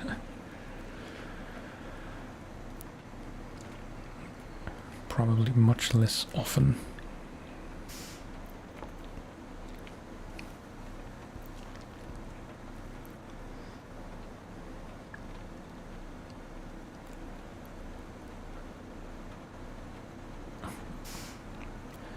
I'm taking turns, corners, much sharper than I normally would because I don't want to risk crashing into the barrier or like going on top of the barrier guardrail.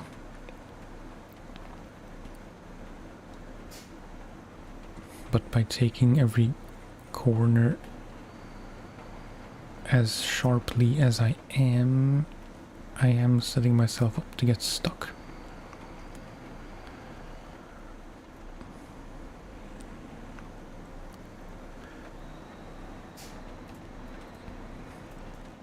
There are mirrors. And I really like that you can look out like this. Can't really do that to the right. You can look behind.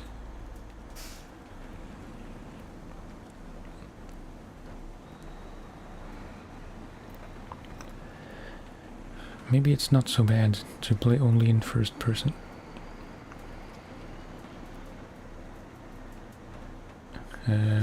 Wait, I'm not sure where to go. For some reason,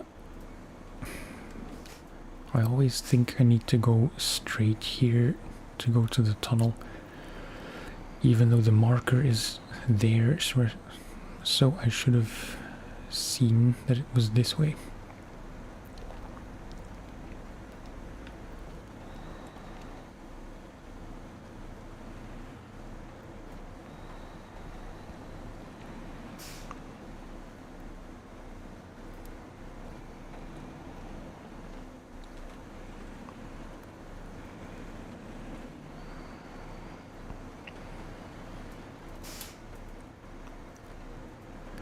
I'm warming up to the whole first person thing.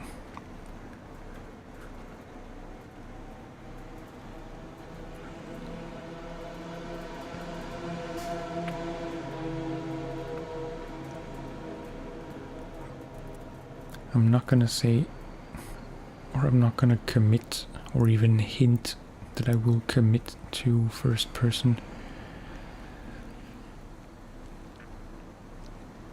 But I should remember to just do some bits in first person, like if there's no real risk. There's always risk, but like no cargo to lose, or you know, no risk of any kind of accident.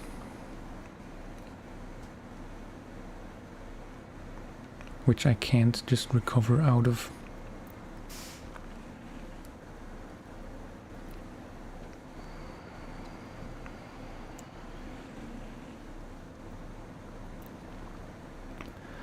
Part of me does think that the White Western might be the better choice. Or the Royal.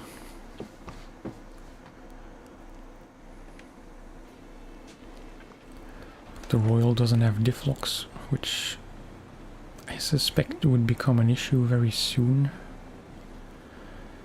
This has always on diff locks, and the White Western has switchable ones and all-wheel drive. So between the Royal and the White Western would probably be the White Western.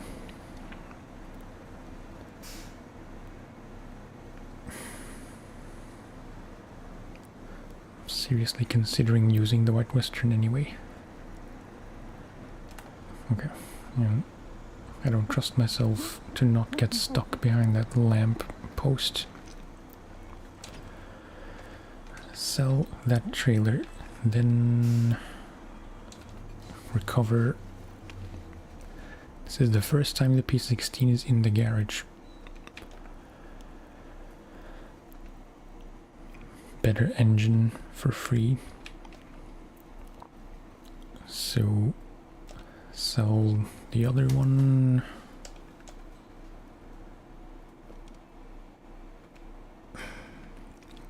No gearbox.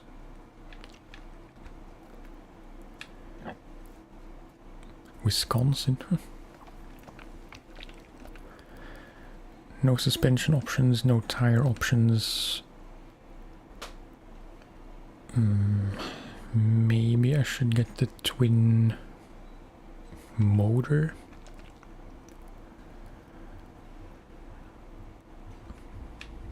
No snorkel until rank 19.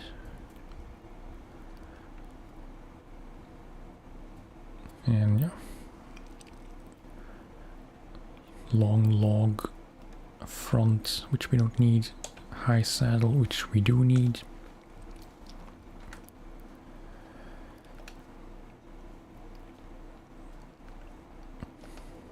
Sun visor is kind of pointless because it already has a roof.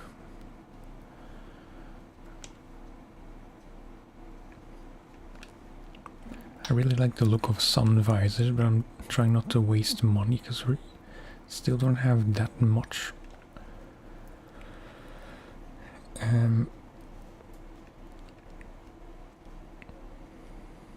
Rank 16, that's the next rank. So probably gonna leave this stock for now.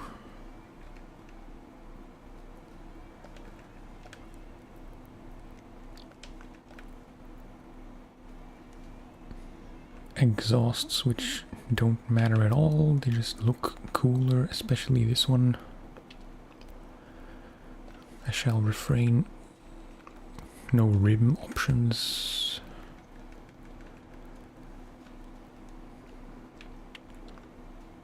Other colors just look kind of strange. Except this one is kind of cool.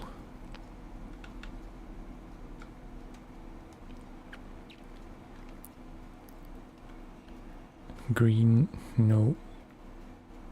Blue. No. If anything, then the orange. I'm just not sure if I prefer it to the stock.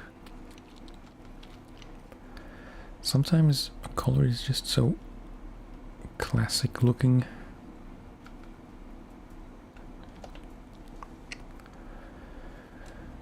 Right, so I have to decide, do I want to use the P16 or do I want to use the White Western?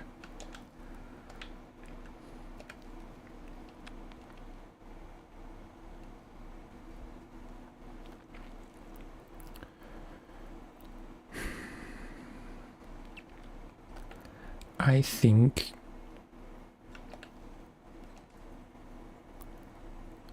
as much as I like the P16, it will struggle with some of these corners on the windy road. Like these actual hairpin turns.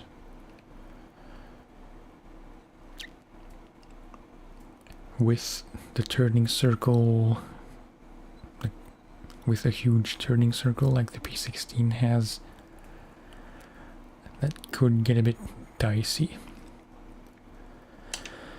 So yeah, I guess that pretty much settles it. There is no other option. Kodiak doesn't even have all-wheel drive.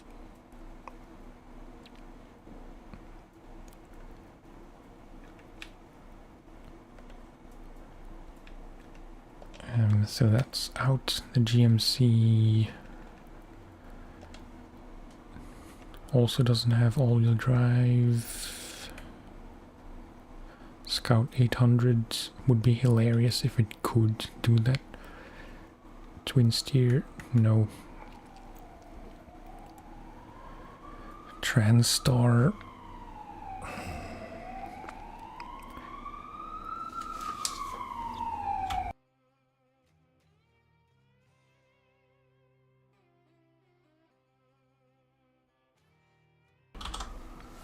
I was in time to mute before that siren got too loud.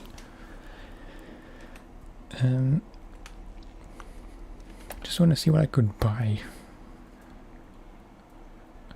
In case civilian, too expensive. Cat CT 680.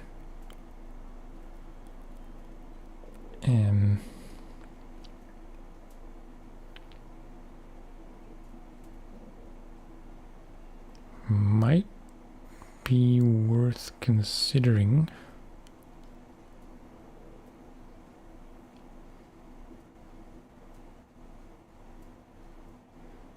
I don't know if it would perform any better than the White Western. Where is the White Western?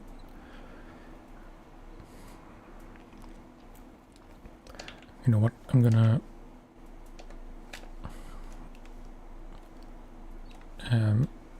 switch to the White Western.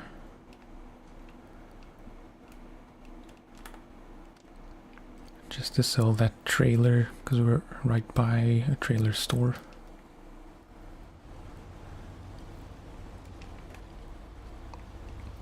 Then I will recover that one as well. And I just want to compare.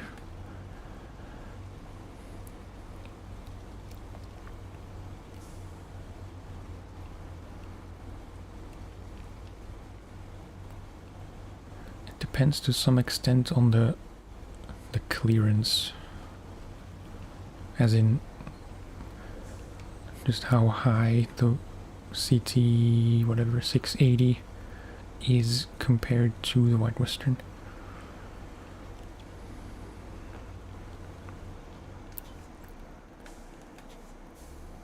I'll try not to break the fence.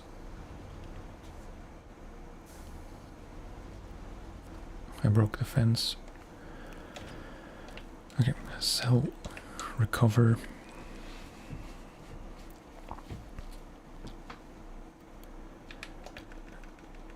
Take the crane off.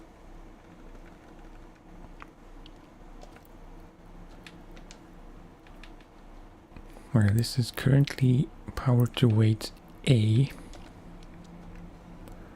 And that's as good as it can be.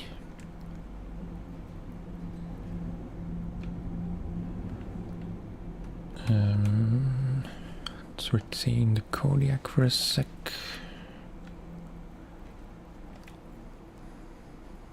It's a pretty cool looking truck actually.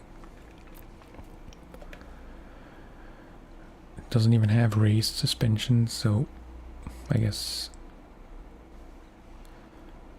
that's enough of that. I am curious.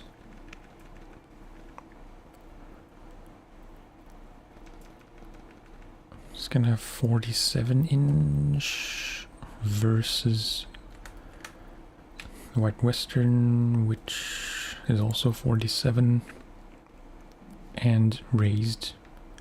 I don't know if it's actually that much higher. It probably is, yeah. So this one, unlikely.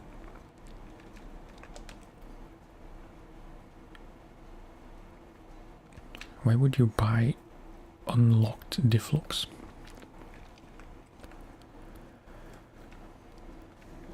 Snorkels, yeah, can have all-wheel drive.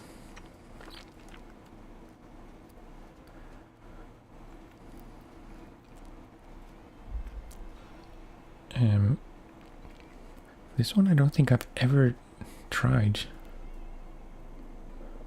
It is a highway truck, so maybe not the best choice for this. Doesn't have raised suspension yet. Only goes to 43-inch tires. It's pretty cool looking though.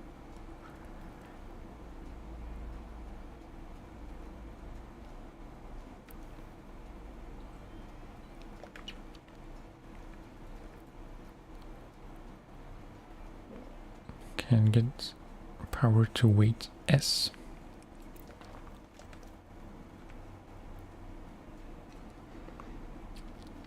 Yeah. Need to remember this. Probably won't. Fleet Star, Load Star, kind of want it. It's just a fun vehicle.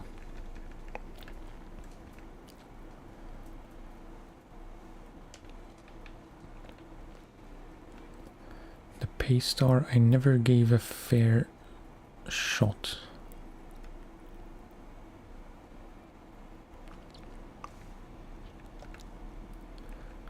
Off-road gearbox, no raised suspension yet.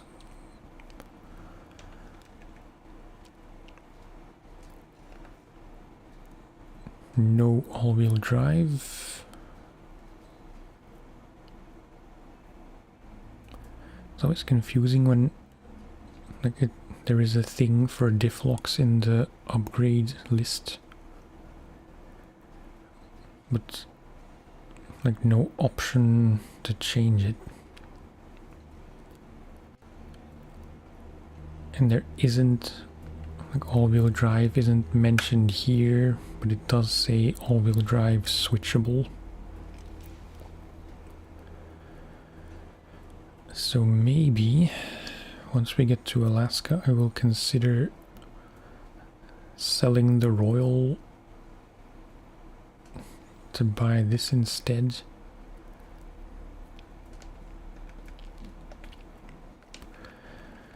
Which will be not emotional, but you know,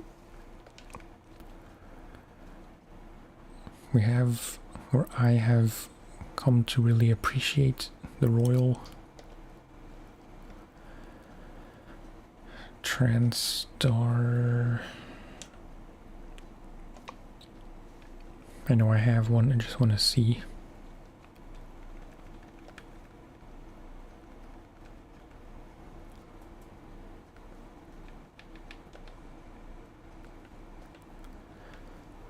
Probably not.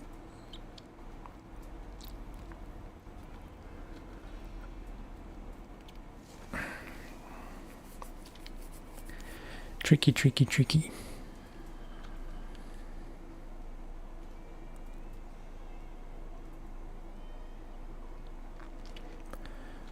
I think we have pretty much decided without actually saying it that the White Western is the better choice for this, which will require high saddle.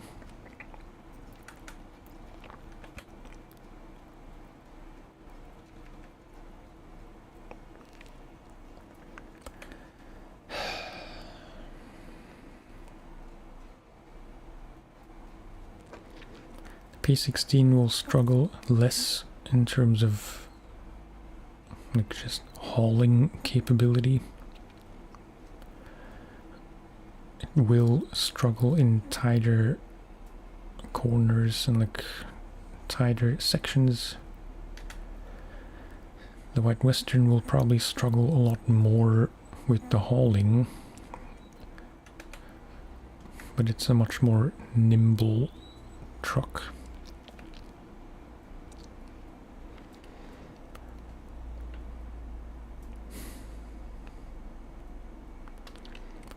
Should I use the Fleet Star?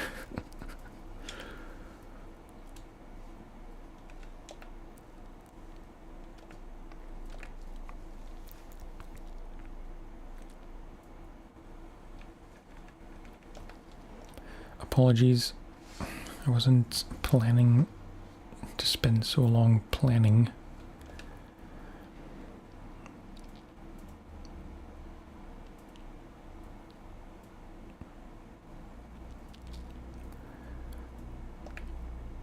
A plus B plus A. Oh, I retained.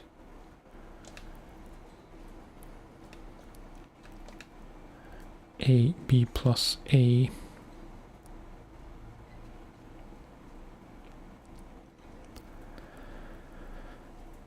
Let's just use the White Western.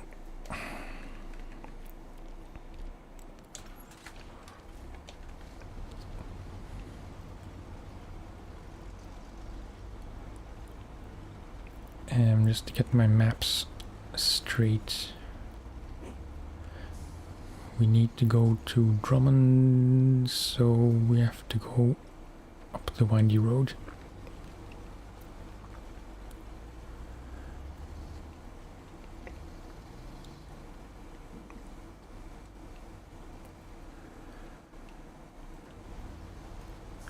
Ideally, I'd like to deliver the construction rig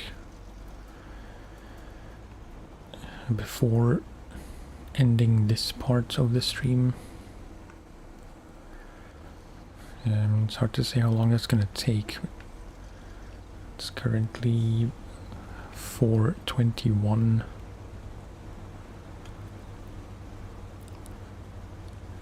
So maybe by 5-ish we should be able to get this done. It's pretty optimistic.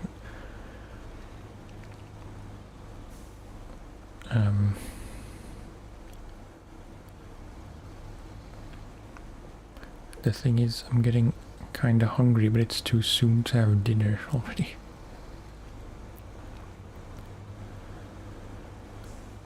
That said, 5 is also a bit early.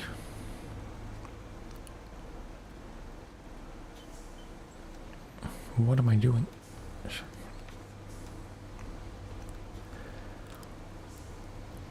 Am I driving by a repair trailer perchance?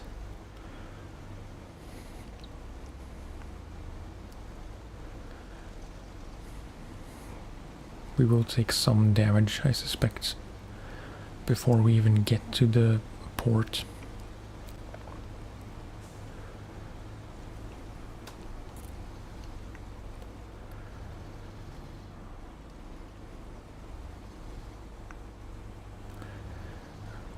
Getting all paranoid if I equipped the high saddle instead of the low one.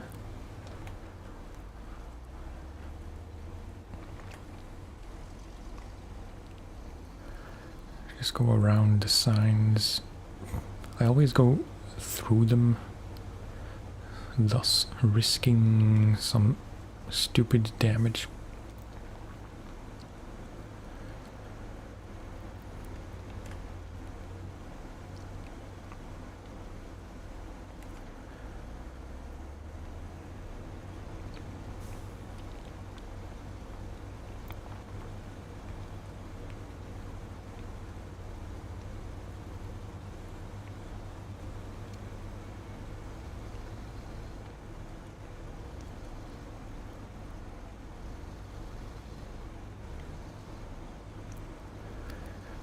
Now we can assess how tight some of these curves are. Because this one I think was one of the tighter ones, which... yeah, I mean... I'm sure you can do it in the P16. But like... the P16 by itself wouldn't have that many rather problems with this, but with that huge trailer I just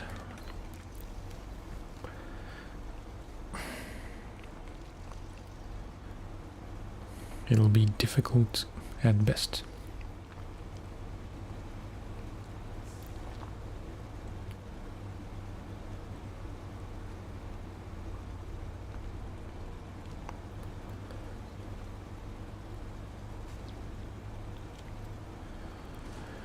Oh, White Western and your fragile suspension.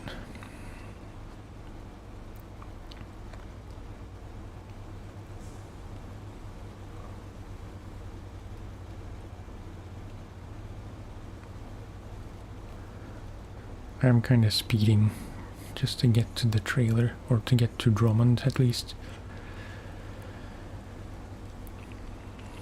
I always try to get through this road as fast as I dare to go.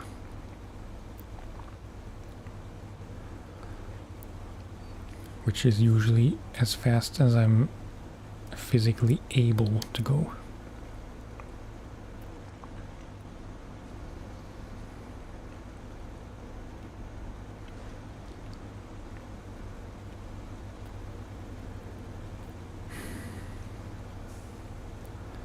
It's tempting to buy a repair trailer just so I can at least start the delivery with a fully intact truck. because this road is just chipping away at our suspension.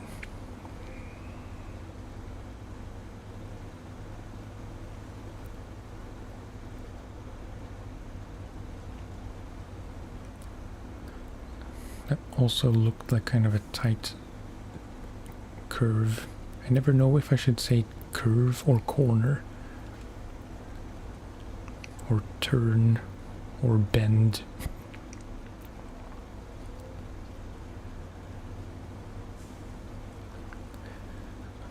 Might struggle through here with the trailer because it's a bit more muddy.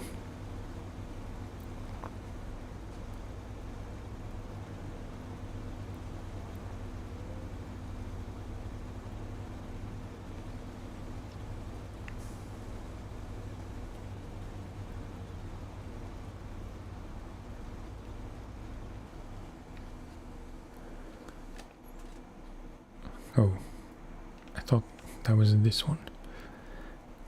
I forgot to pay attention to this one because that was the one that worried me the most along with this one.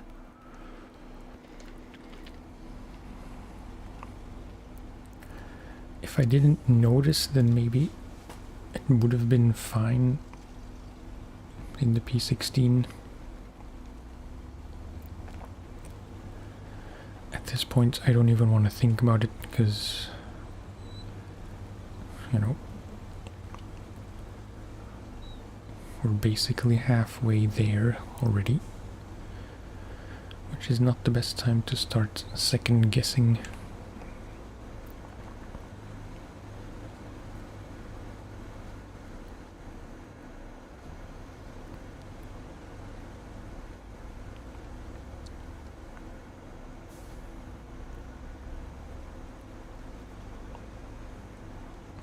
I will have to make sure that that one fuel tanker isn't in the way.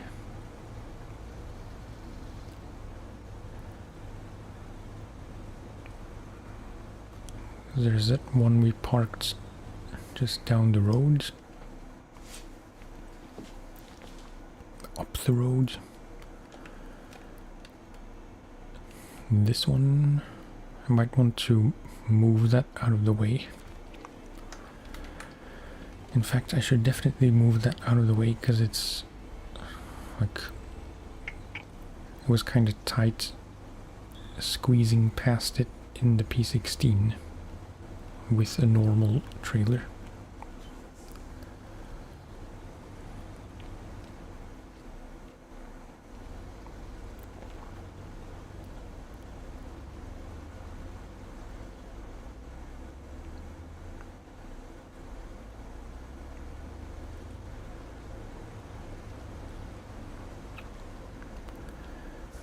And the question is, where should I move it to? I think... oh.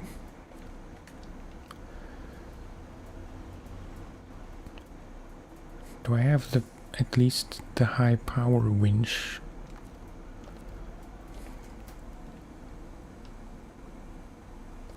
I don't know.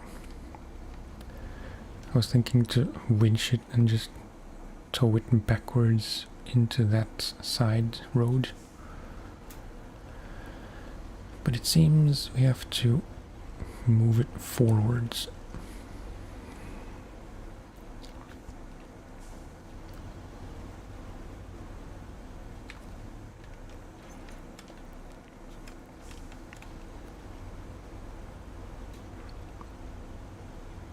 Not sure where. Not in any bends, because we need all the space we can get for the trailer. But maybe...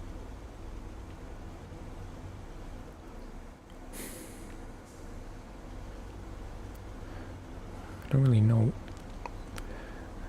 Probably better not to put it here.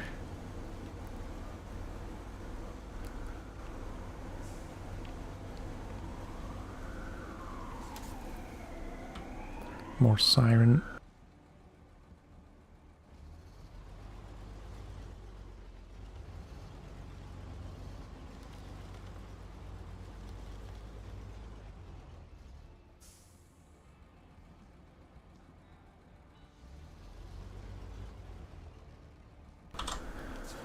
Not loving any of these spots.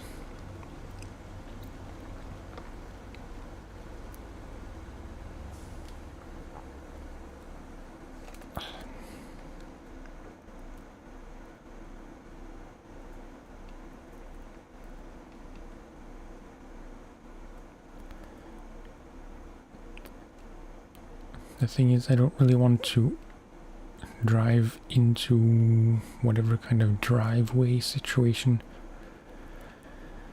because then it'll be more difficult to get out.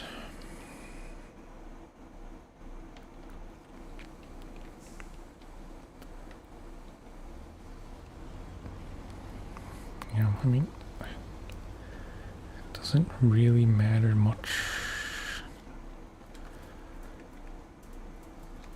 This should be fine, provided I can get out of here.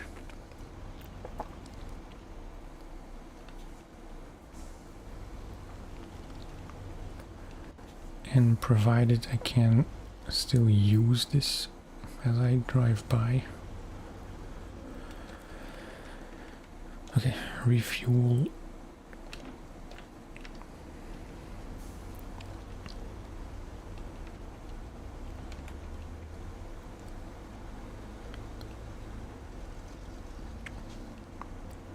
Sweating quite a bit.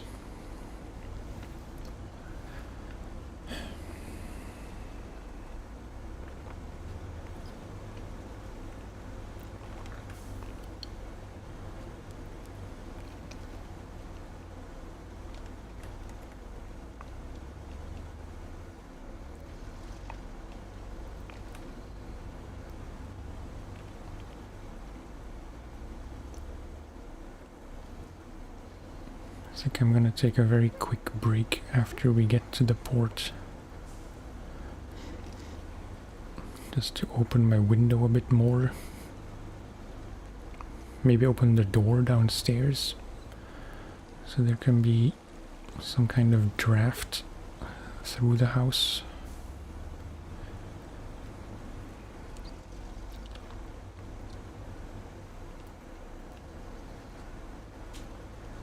And have a quick snack.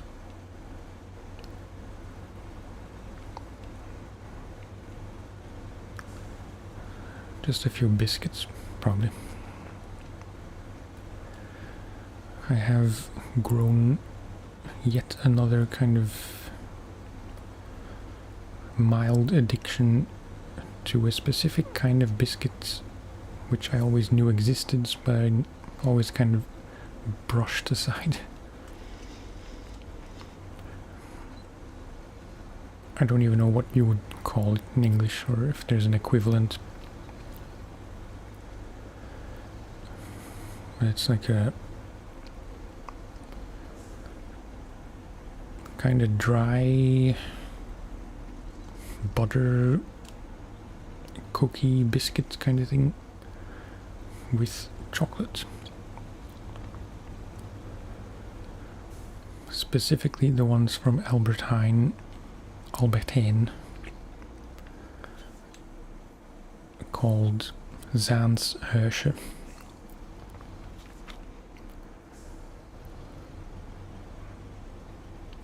Which, as far as I know, Dutch culture, the Netherlands culture, is a kind of house from, I guess, Zaanstad.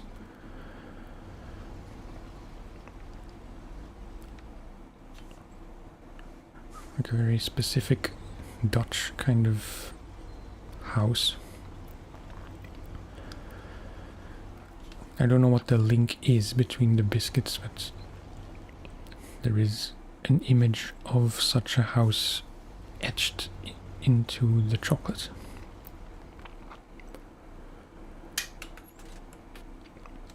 Okay, please attach. Thank you. It's always a moment of paranoia that it will say wrong saddle. Okay, I'm gonna stop. Be right back.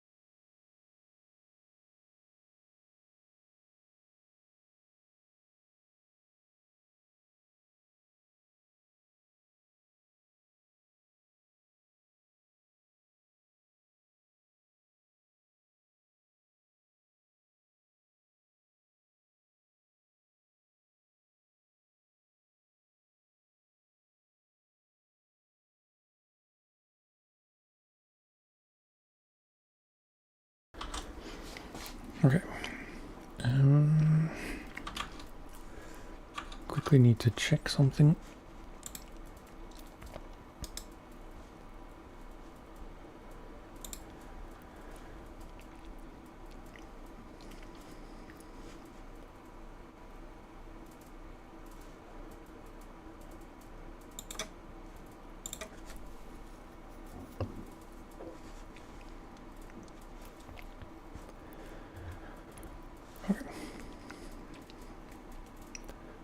Would have been absolutely hilarious and also very frustrating if now it turned out I wasn't live this whole time.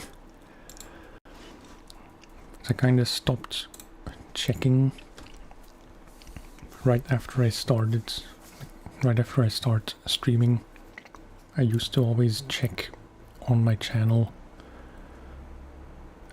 if I was live. I stopped doing that and started trusting that I was live more. Incidentally, this is really stupid.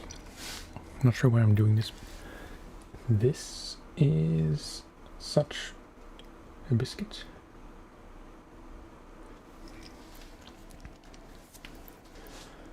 I'll mute because I don't want to have a mukbang thing going.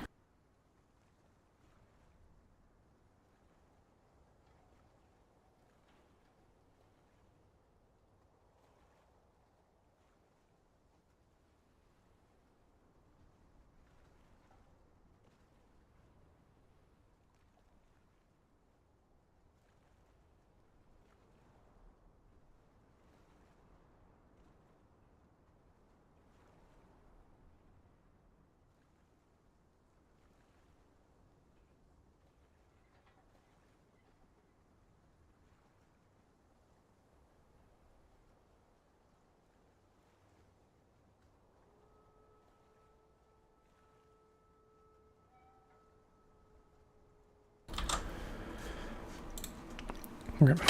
Hopefully no chocolate visible.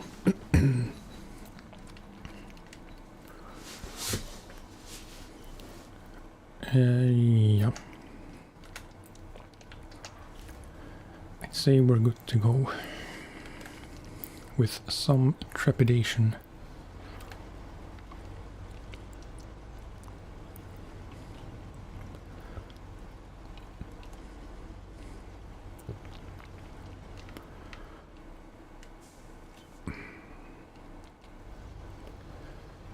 Trying to take my turns as widely as possible. Not so widely.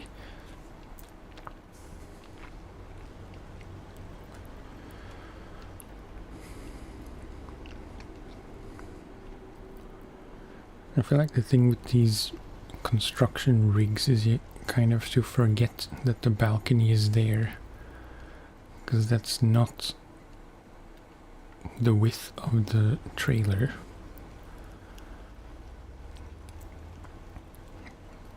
So unless you need to go somewhere, or unless you have to go through somewhere or past something that's as tall or as high off the ground as that balcony is, I should probably just ignore it.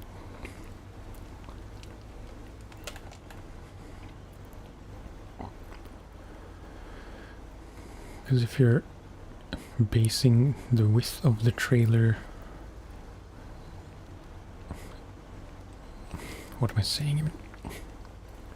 If you're including the balcony thingy, whatever it's called, into the width of the trailer, then you tend to go left a bit too much.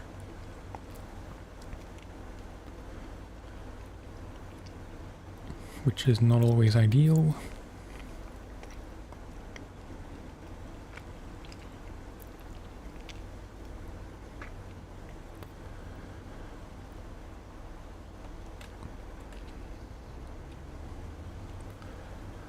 I'm gonna try and stick mostly to low gear plus, because it's just...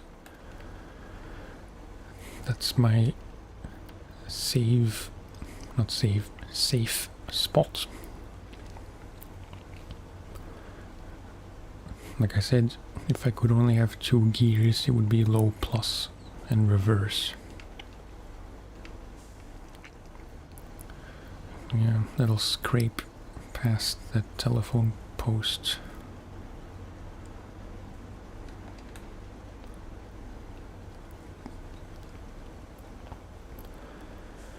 Let's not worry too much about fuel consumption and just leave all-wheel drive and diff locks on until diff locks start to break.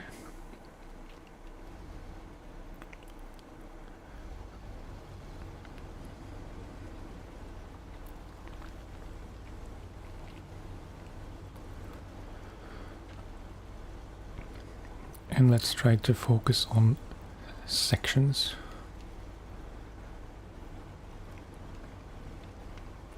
Like every turn we successfully make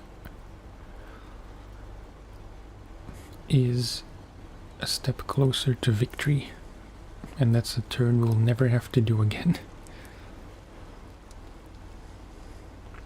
I mean, never again with this trailer.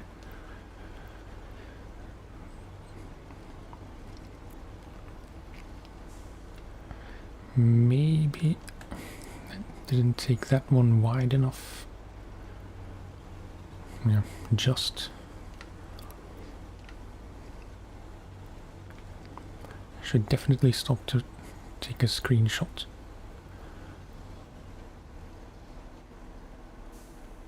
Come on, why am I stuck? What am I stuck on?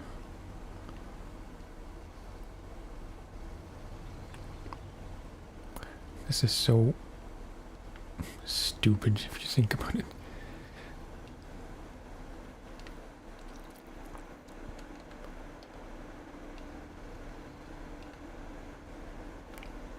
Actually kind of stuck. In which case we will winch. No, that just doesn't reach. Winch from the side to that telephone post.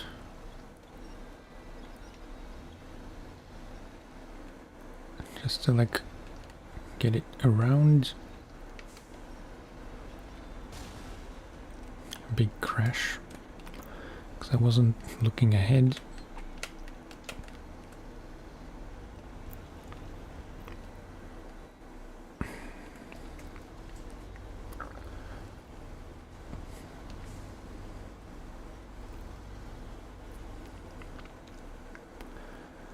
Okay, just for a quick sec.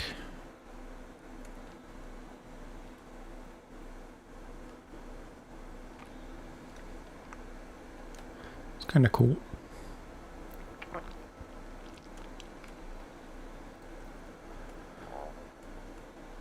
Might become the screenshot of this particular stream.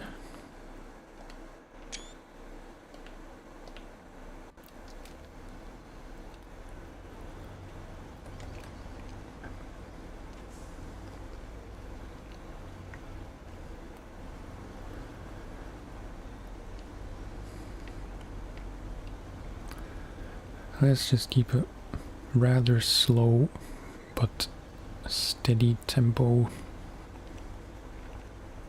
speed.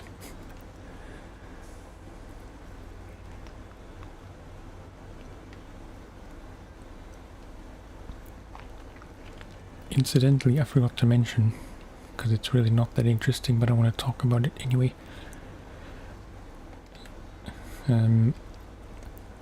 That particular biscuit I showed is the dark chocolate variant.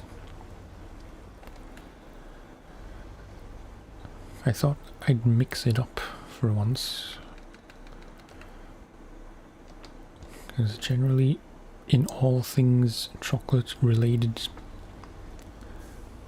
I'm a milk chocolate guy through and through.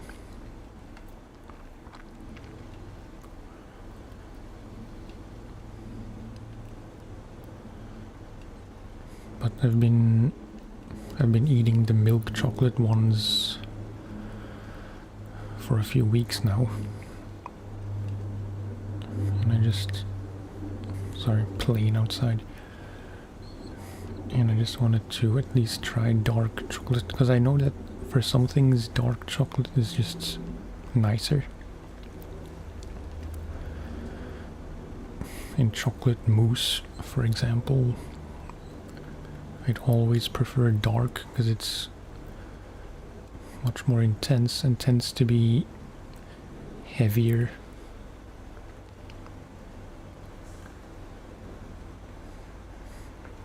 Oh, it's not really true.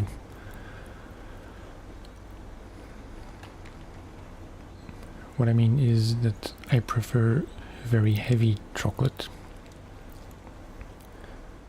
And given the choice between heavy dark chocolate mousse or heavy milk chocolate mousse, I'd always go dark.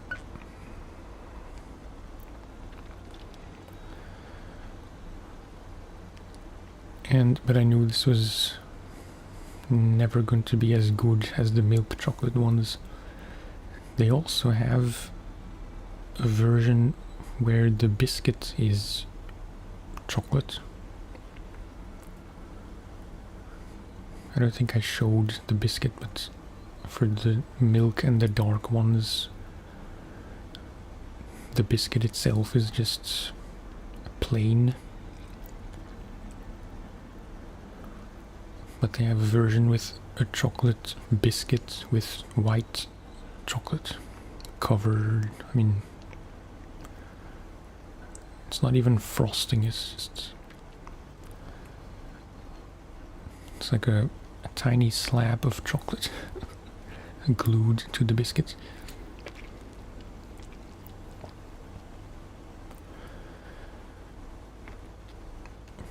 I had a feeling that wasn't going to be as nice.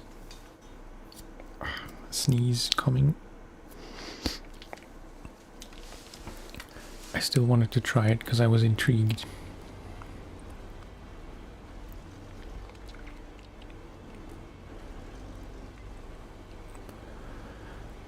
Okay, it's like the first third of the way over. Now the second third from the gate to the farm, and then from the farm to the drill site.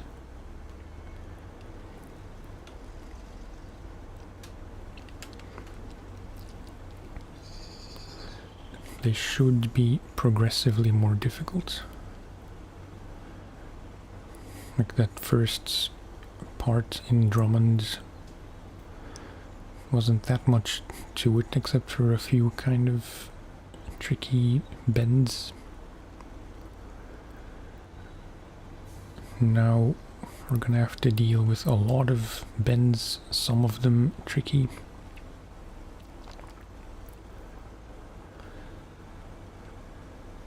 And then from the farm onwards, it's just gonna be the actual off-road bit, which might be terrible, might be surprisingly easy.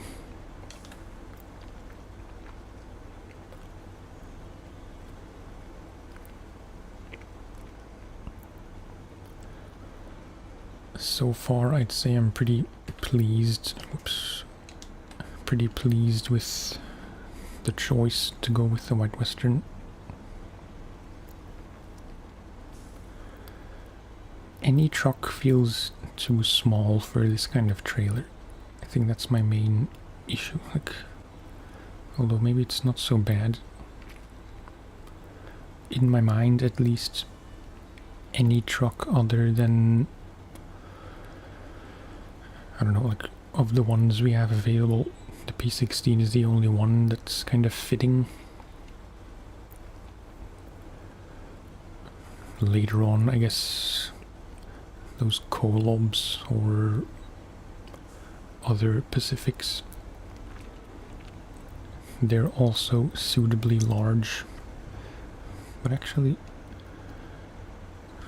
it's possible that I'm imagining this specific kind of trailer to be much bigger than it actually is. And also much heavier than it actually is, because we're not really struggling to pull it along for the most part.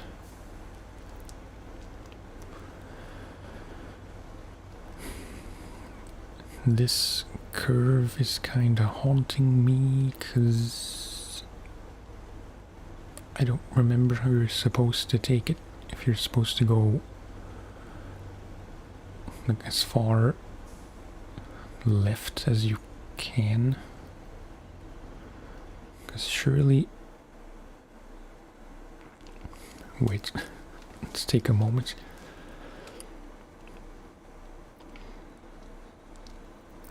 If I go as far left as I can through the mud, I might get stuck to begin with.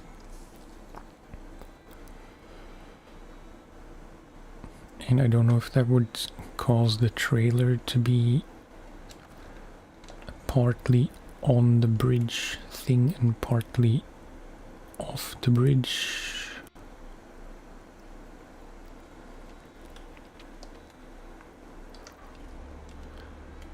I'm gonna try and not mess this up.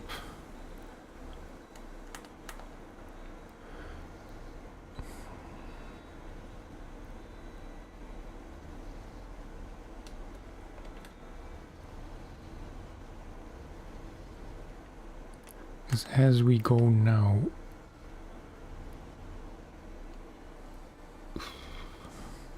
no,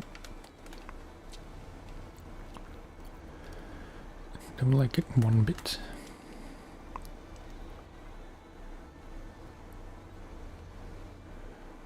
Now I'm kind of stuck. Okay, let's try to go as far left. Now the trailer is at least clear.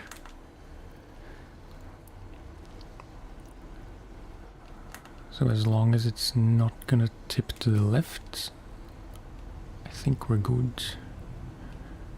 Oof.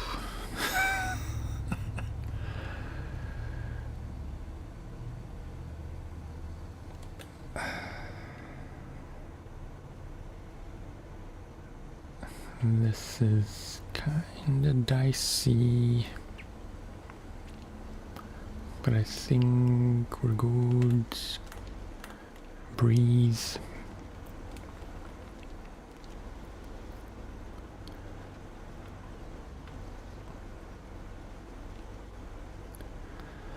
Okay, phew. I didn't have the presence of mind to take a screenshot there. Would have been very appropriate.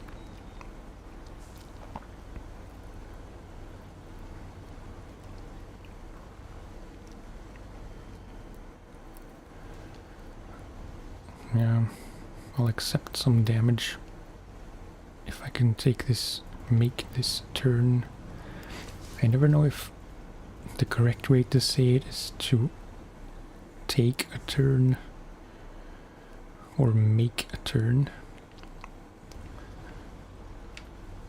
I feel like take, I mean, I know take is how you would say it in Dutch. Like in Dutch you take turns or corners or whatever.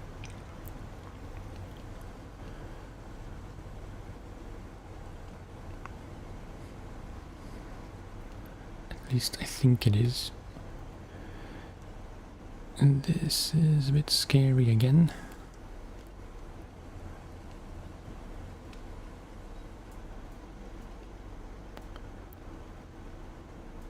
Yo.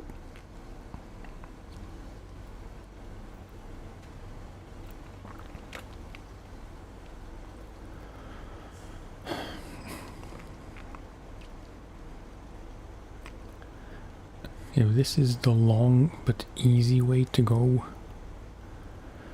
I kind of shudder to think how difficult the rock bridge route would go.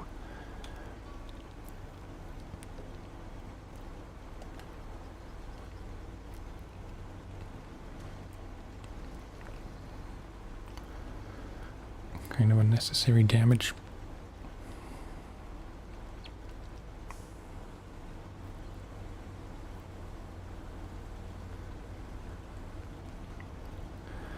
I know it's painfully slow in low plus, but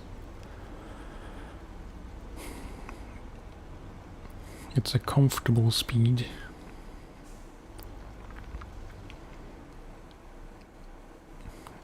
And a controllable speed.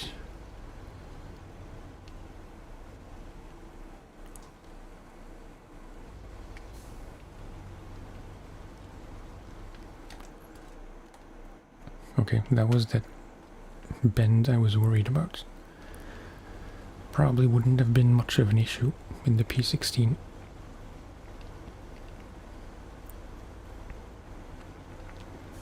I think the bridge section would have been easier in the P16, or at least wouldn't have been as tense.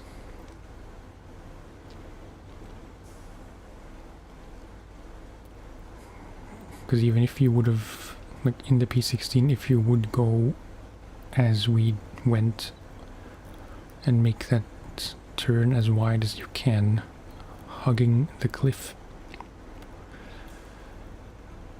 most likely half of the truck would still be on the bridge because it's just so wide.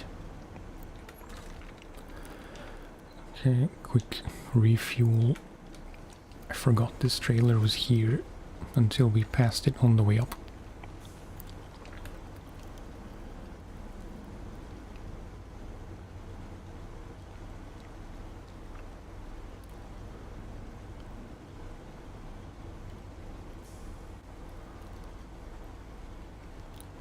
This one, yeah, okay.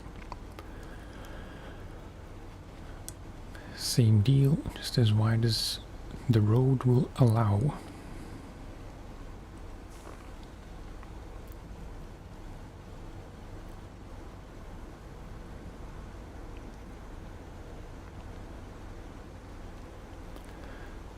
And then this one, probably gonna be the most tricky one, so let's try to do it right.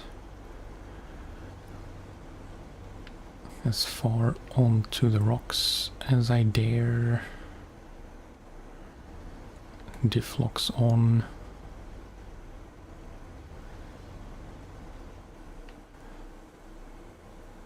Yeah, screenshot. Because I knew this would happen.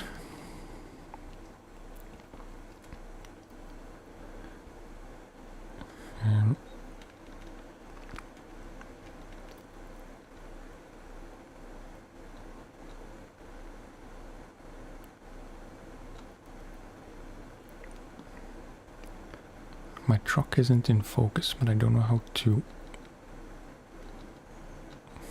fix it.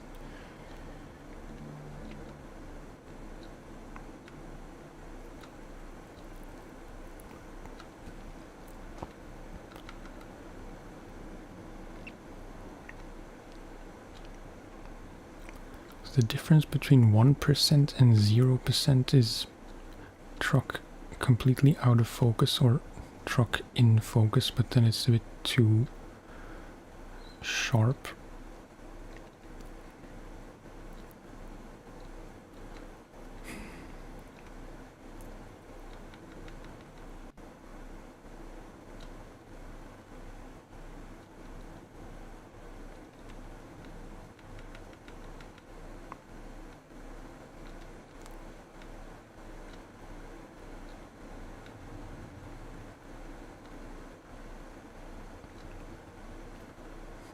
Aperture doesn't really seem to do much.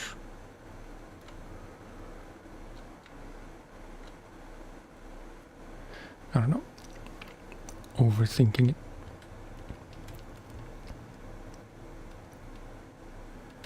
It's a pretty cool shot, actually.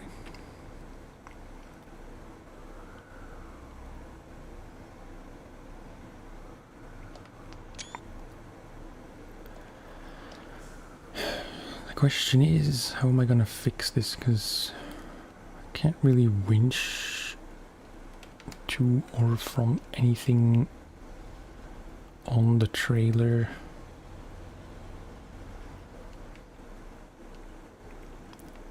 I'm a bit scared to reverse.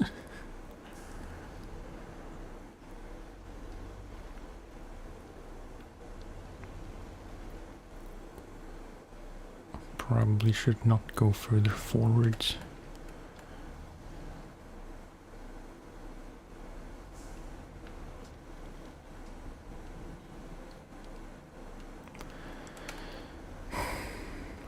I messed up and I don't know how to fix it.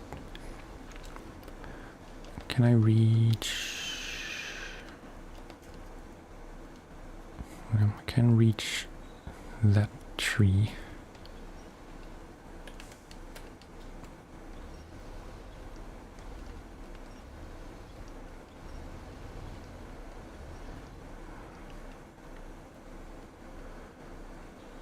No, let's go a bit further forward.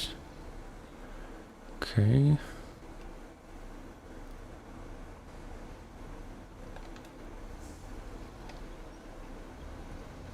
Just keep winching gently until it clears. Reverse a bit because I don't like how far out I am.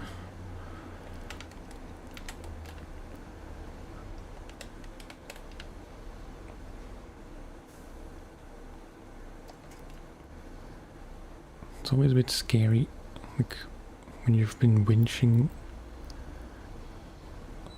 Sometimes when you let go of the winch, when you release,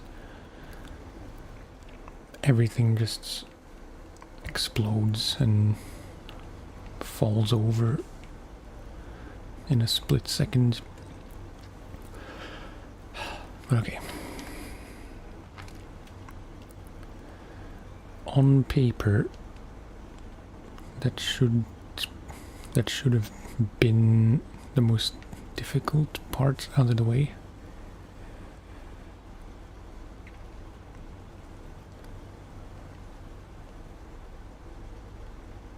Let's not get cocky.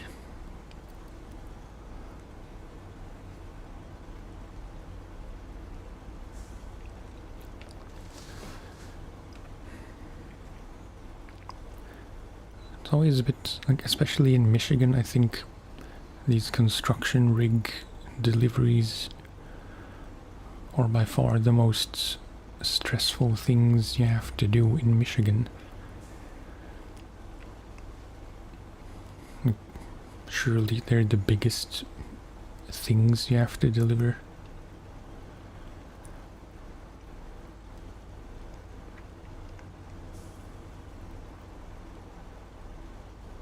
Usually you don't have, like, there are at least a few tight spots you have to get through with them. But still, these specific deliveries, I think, are the most fun in Michigan.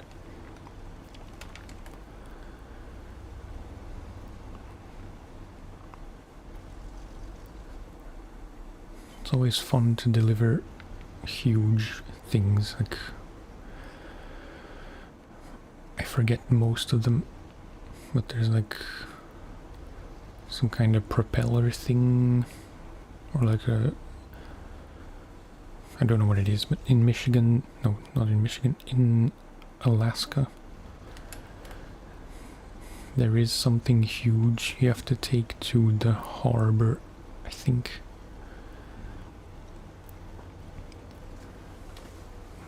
Either some kind of drill bit. I feel like there are airplane parts in later regions that I've seen on Reddit, but I haven't actually had to do any of those yet. This will be an interesting turn as well, which I completely wasn't aware of or didn't think about until now. This is kind of a... The road is wide enough, but because it's fenced off on both sides, it's kind of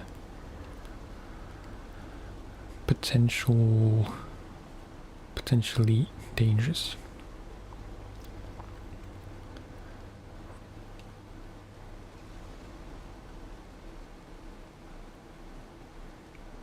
Yeah, I mean,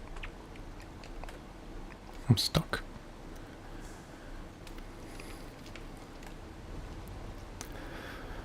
Very much like to do this without having to winch. It's kind of a stupid thing to have to do.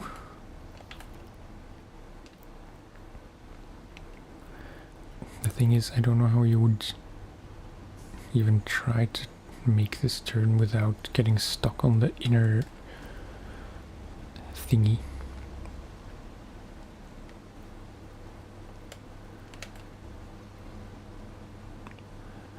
If you can even winch at all here.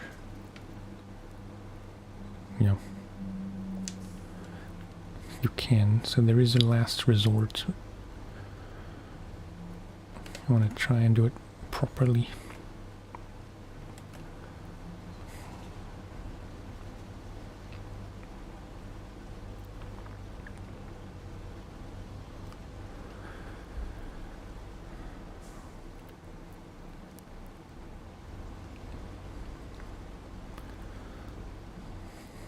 Probably just not understanding where you would need to position yourself.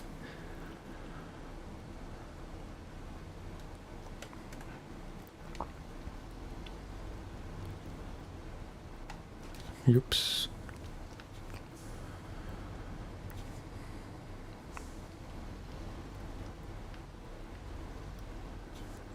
Let's just reverse up a bit. I'm guessing that the way you want to do this is to be as far right as the trailer will allow.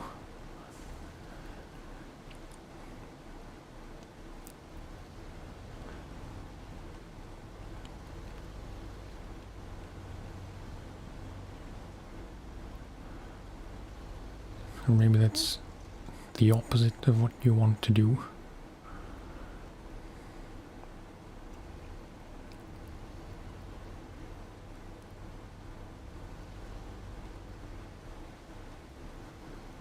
No, it's exactly the same.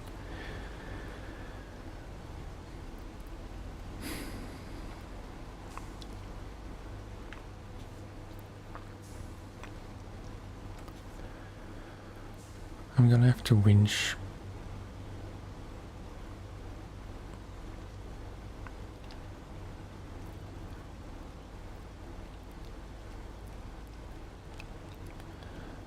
But I want to see if it makes any difference if you're more in the middle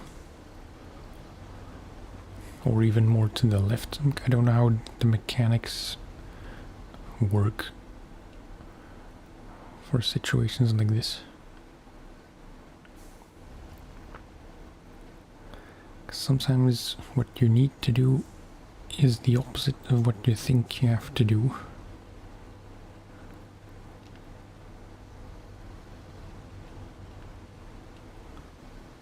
No, it's even worse.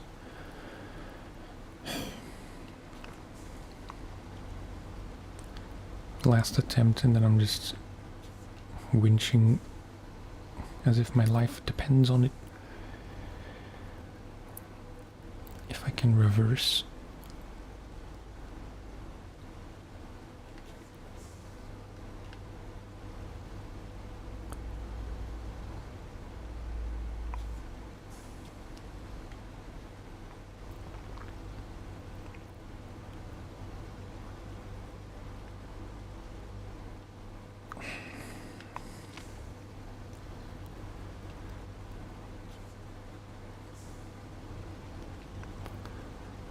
Of all the specific things, like specific sections of this route that I could have underestimated. It's kind of embarrassing that I'm struggling so much here.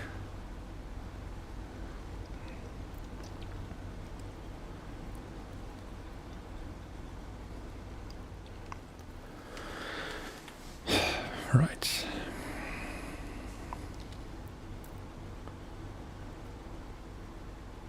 I don't know at all what I'm gonna do.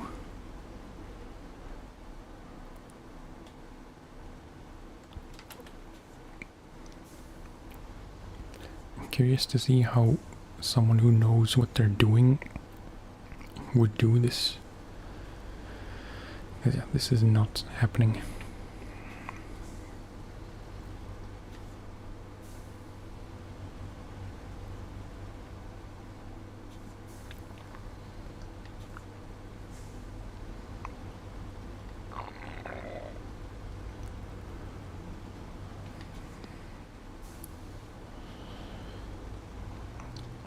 I think I know how I would want the trailer to be positioned throughout the turn, like have the rear end closer to that manhole cover on the right, so I can swing it around as much as I can.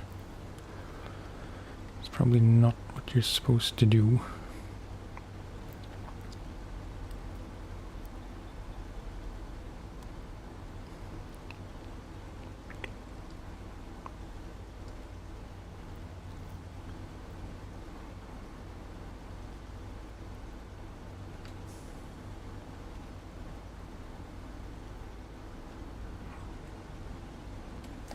There isn't any other way to do this. No.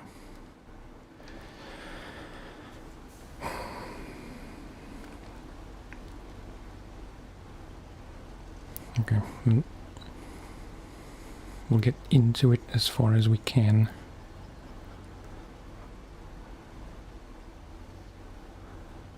Can you...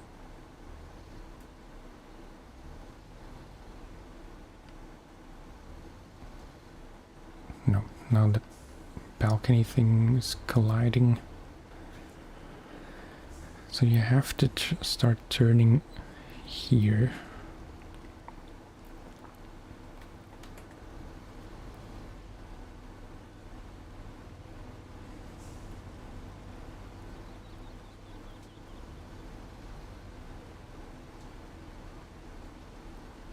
Well, this really is as far as you can physically go.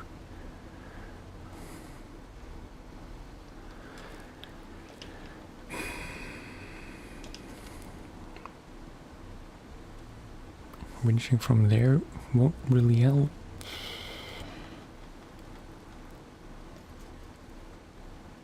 And now I can't reach this pole. Except with this attach point, but yeah.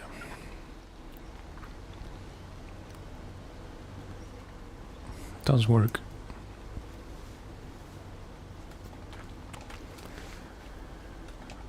If it works, it's a win.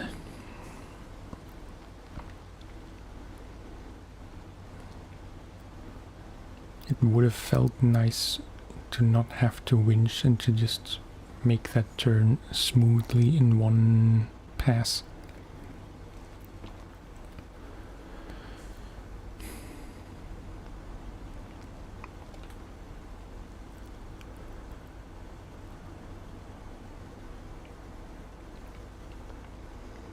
And yep, just noticed it's 5:20. I remember saying that we would, or we might be able to get this done by 5, which I knew was very optimistic.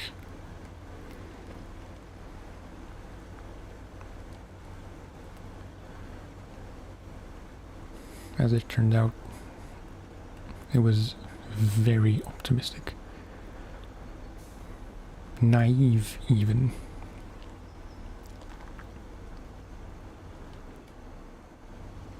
Okay. Then we go left.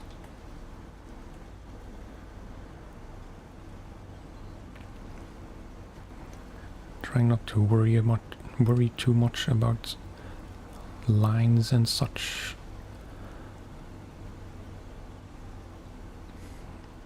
Whoa, whoa, whoa.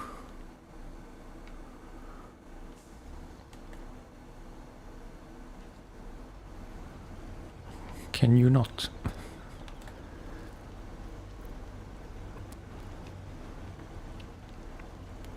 Okay, get rid of that tree.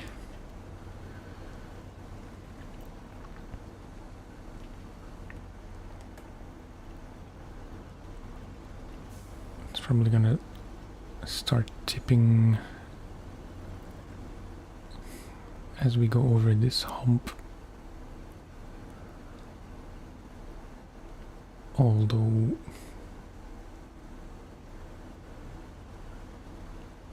no, it's fine.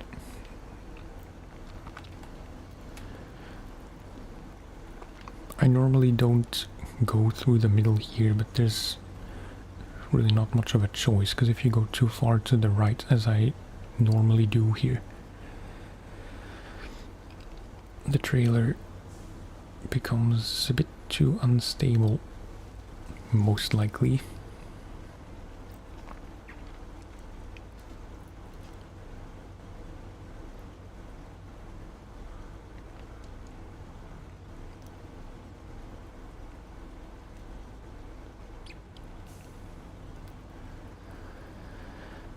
So then, yeah, we absolutely don't want to go left and take that shortcut. It's not even that much of a shortcut, it's just a narrower path. Hey yo, Grinchy gang, what's up?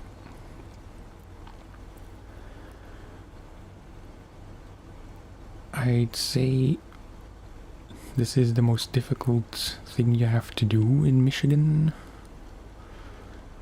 And it looks like we're about to maybe do it without completely wrecking the whole situation. So yeah, pretty pleased.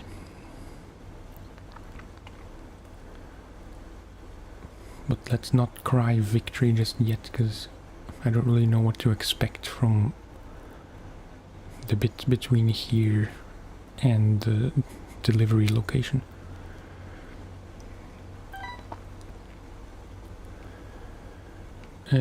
No, I'm not in co-op mode. I appreciate the interest in wanting to play co-op, but it's just not really for me.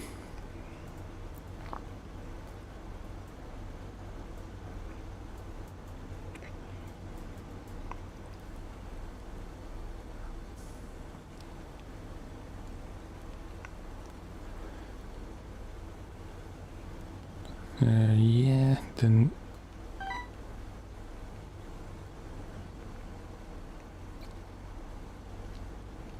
wait, because this is a bit dodgy.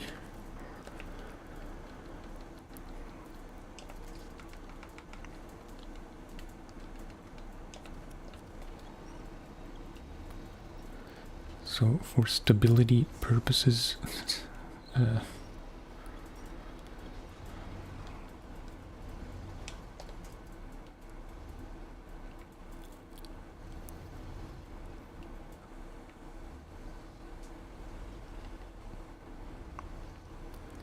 not perfect. 8% in Michigan. I'm not sure what 8%, like, where are you in terms of, Jesus, in terms of missions? I assume still in Black River, or maybe just started Smithfield.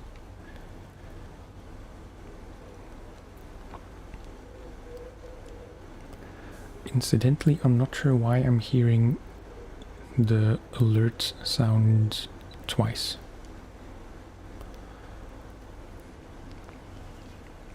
I think I know why. Wait. Apologies. No, not that. Just need to fix something in Streamlabs. Because I was wondering why it was like there was an option to play the chat box alert sound which was disabled. I thought it would be enabled, or it should be enabled, but I guess it should be off.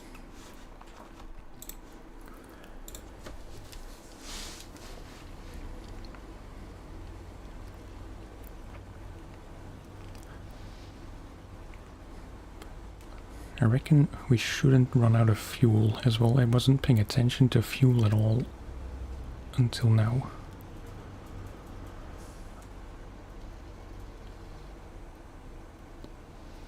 Yeah.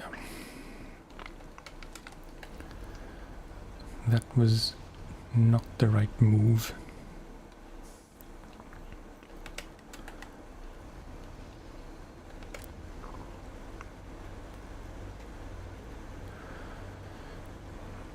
More forward and then turn. Yeah.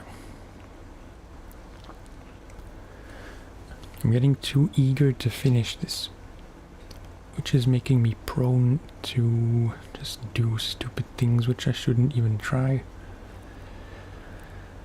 or just try to do something that's too fast.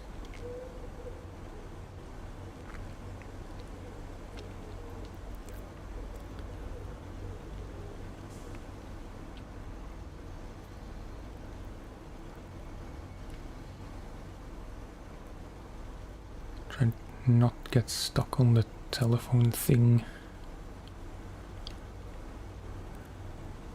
Okay.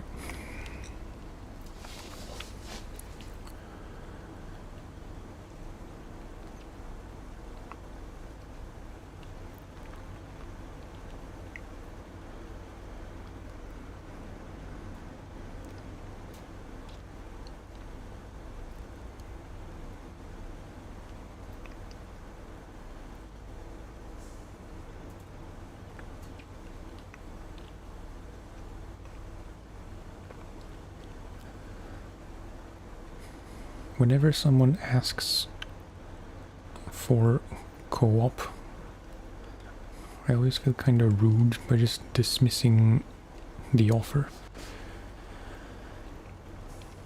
It's not that I absolutely don't want to, or like...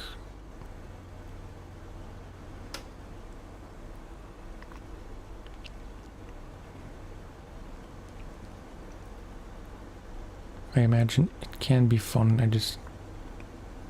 I get nervous having to interact with new people directly. It's different in chat.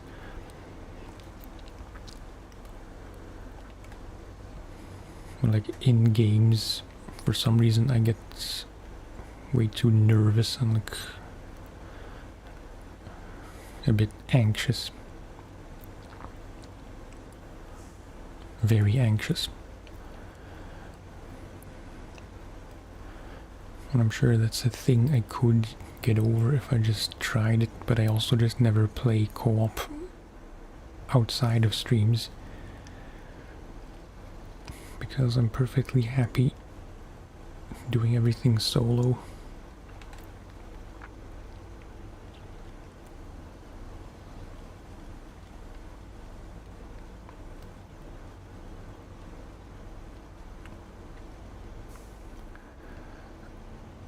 This is a good place to get stuck with those extra supports on the telephone thing.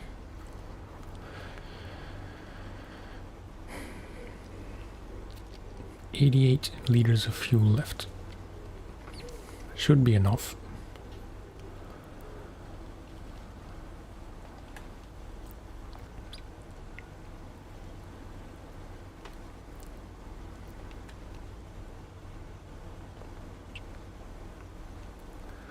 As long as we keep making the corners, turns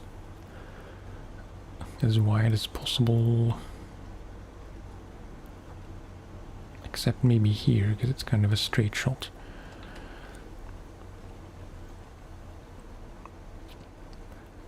I feel like I'm stuck. But there isn't anything to get stuck on, as far as I can see.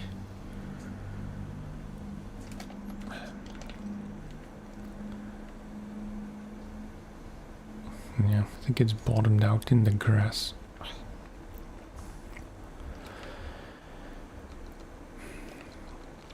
Can't really reverse as much as I don't like to winch.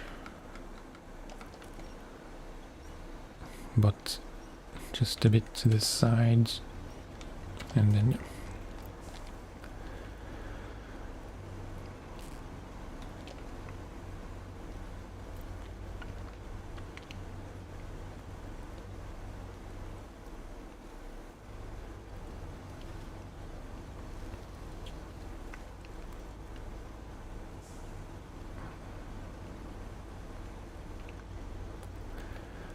I'd be absolutely devastated if we tip over now. I don't even know what crane you would use to upright a trailer like this.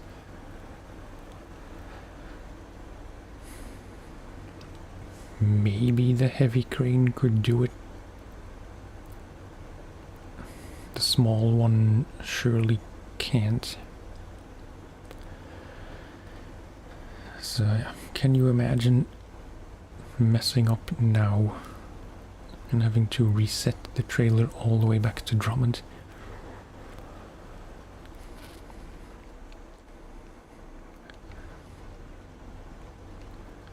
I'm even inclined, although no, I was gonna say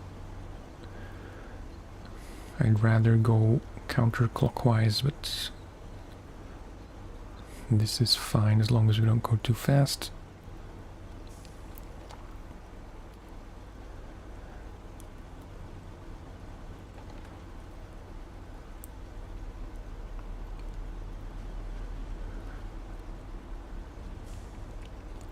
Any second.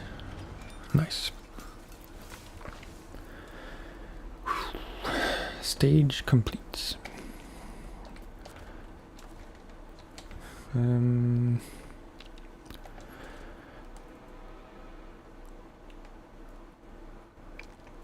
2 metal beams.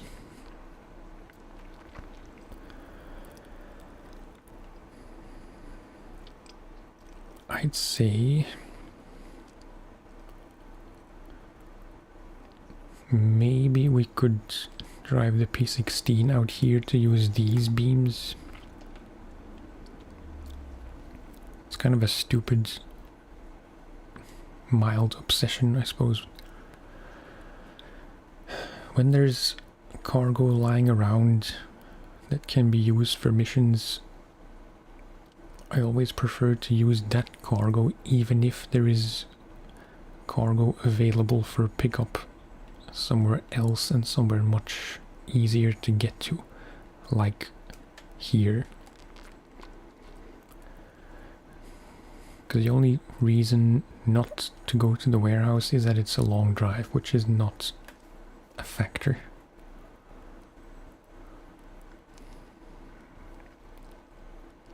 But I do want to get this trailer out here, because I want to sell it anyway.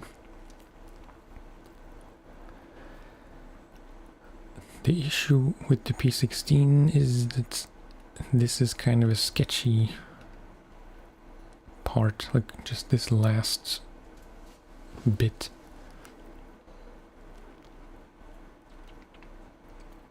Everything else is kind of, well, relatively easy. And I don't really know if the P16 would be able to make it without getting stuck through here. I think it can.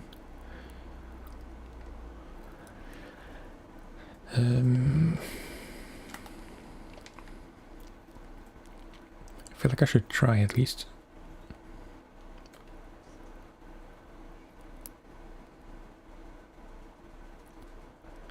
I could hypothetically take the P16 around here and go to the beams, to the beams through the route we want to take out. Would make sense.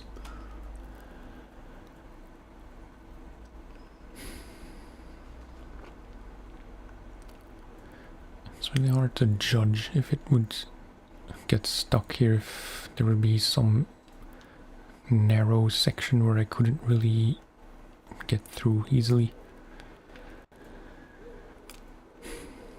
I wouldn't have to take the P16 if I had another truck that could handle it, but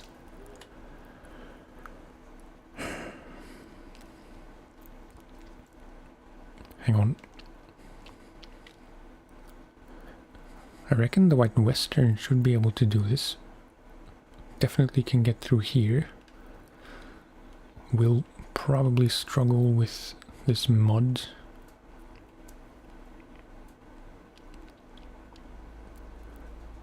But I think it might work.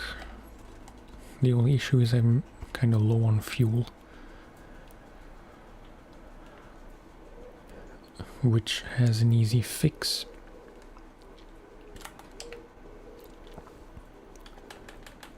Scout.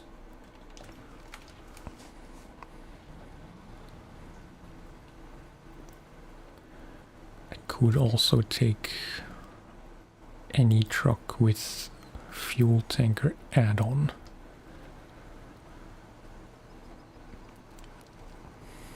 But at this point I'd prefer not to buy add-ons if I can avoid it.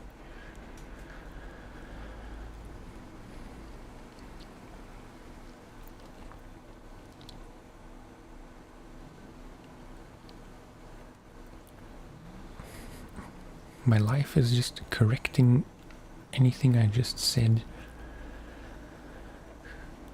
Because my logic was that if we buy another fuel tanker add-on, you know, that would be money we kind of lose, because I'm playing with 50% sell prices. However, that doesn't apply to add-ons, just to trailers and trucks. So we could buy an add-on and then sell it for the same money.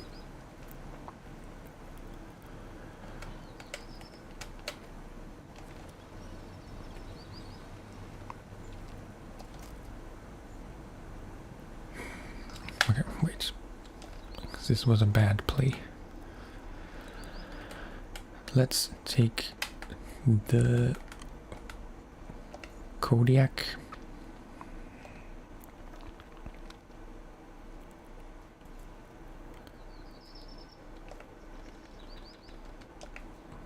Doesn't have all-wheel drive yet.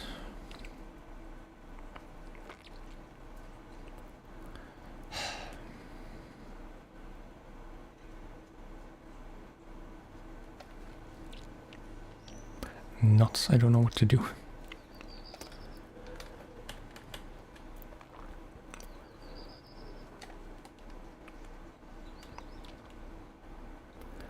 We probably will need fuel at some point for the rest of this thing.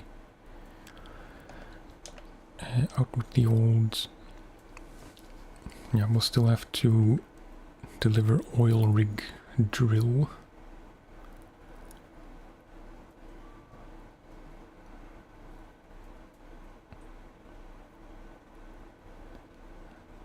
So I think it would be helpful if we had a fuel tanker here. So yeah. Fuel tank. It's only 5.5K.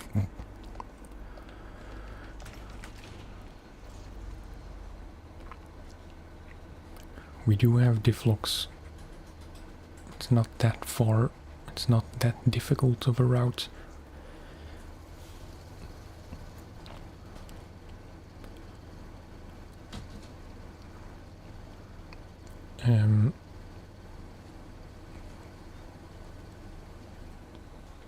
I'm 99% sure those metal beams on the trailer, like the trailer with the metal beams, is a four-wheel ramped flatbed thing, not a semi-trailer. So we can do this with the White Western, or we can try this with the White Western without having to change saddles. That was my only concern.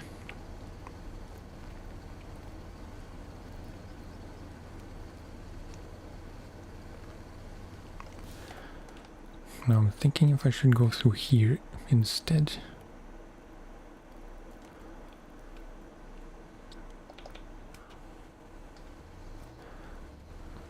We'll see how this goes. If I get stuck here right away,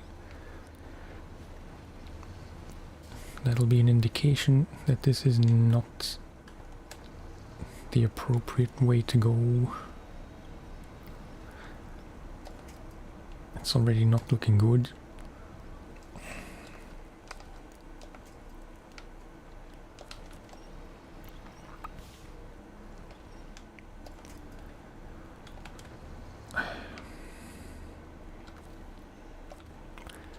Well, that's just disappointing.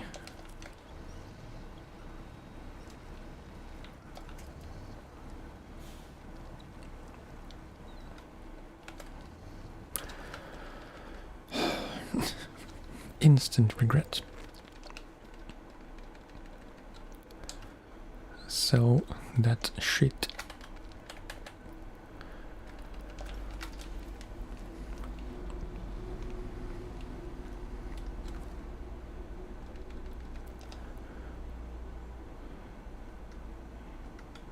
Yeah, I mean, this has 260 liters of spare fuel.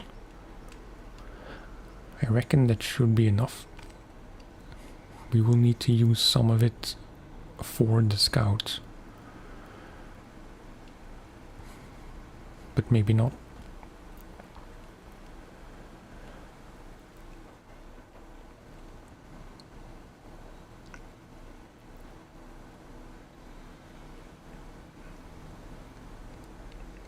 But then I am gonna take the other way around, not through the farm.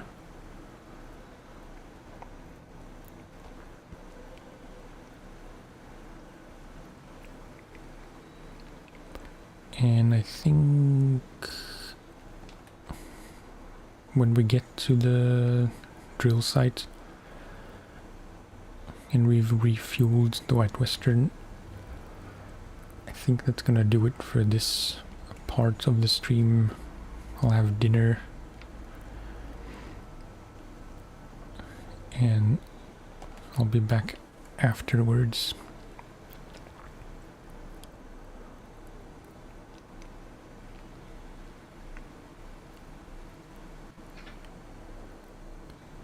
So yeah, assuming it will be around 6 by the time I'm done.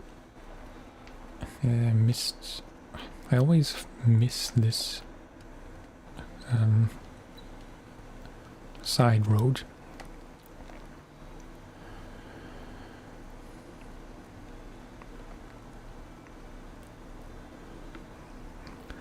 Slow as you like.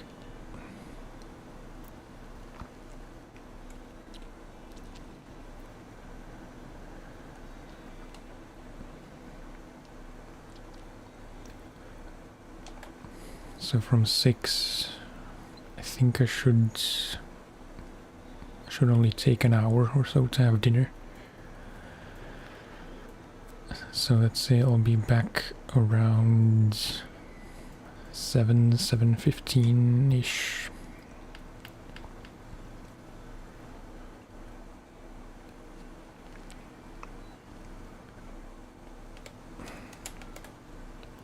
And then I reckon I'll have... Whoops. Jesus. I reckon I will have another 2 to 3 hours.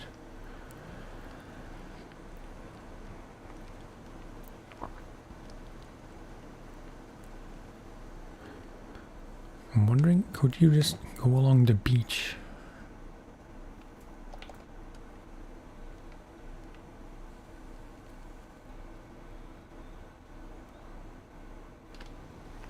I don't know, but I want to try.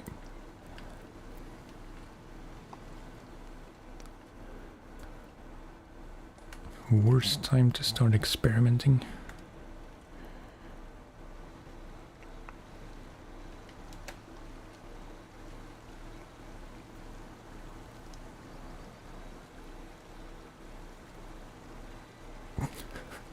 This was a stupid idea.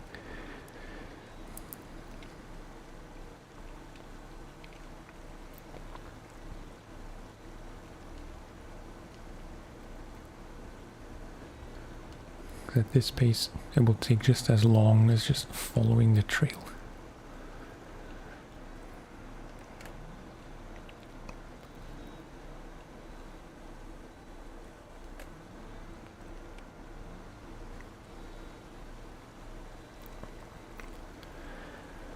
Not so fond memories of driving along this beach. I don't know what I was trying to deliver. But I went through here with a big truck, I forget which one. Likely the White Western. With some kind of heavy-ish cargo.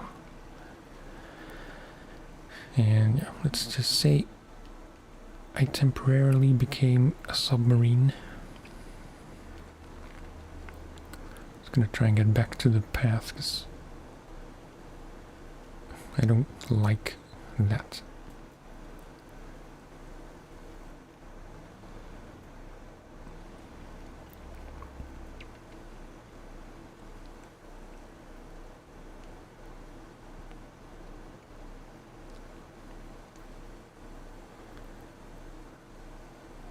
I'm trying to imagine what you could use that as a shortcut for without ending up in the river. Is it a river? Is it a lake?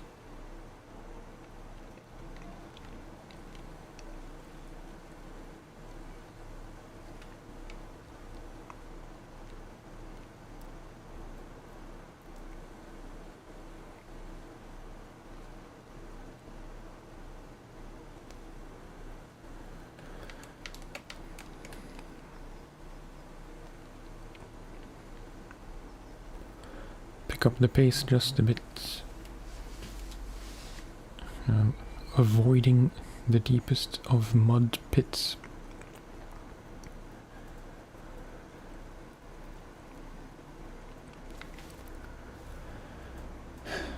Boy, am I not looking forward to summer.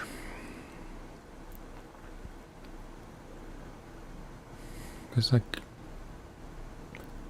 25-ish degrees, I think. And it's already a sweat box up here. And in recent years, summers in Belgium have become just kind of absurd, really. Like, it's very common to have at least a week or two of temperatures in the high 30s. Like, this isn't Spain or anything. It's preposterous.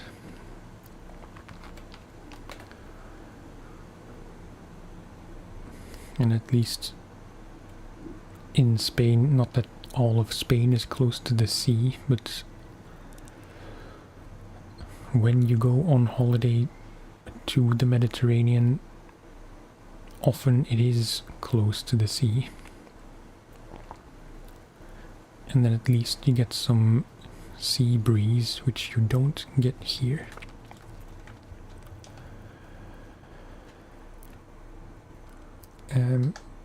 Okay. Fill up the White Western completely. Kind of underestimated how much fuel it would take.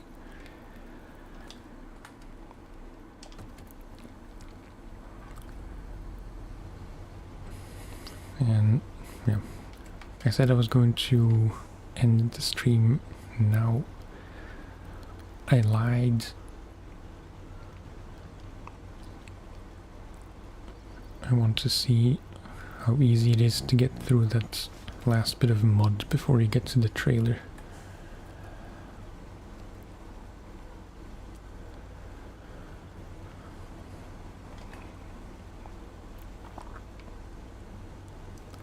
Because the road itself shouldn't be an issue.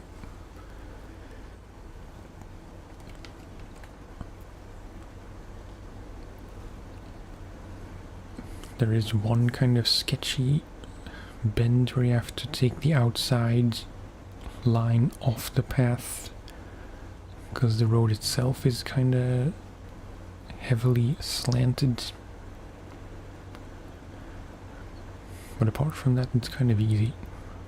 Famous last words.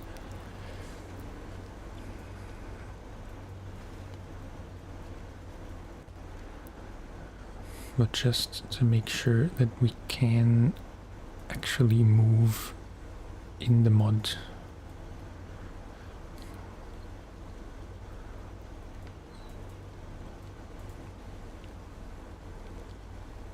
And I should probably try to tow the trailer just the first few meters.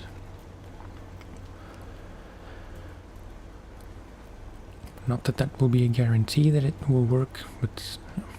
And this is the turn I was talking to. If you follow the path here, especially with cargo,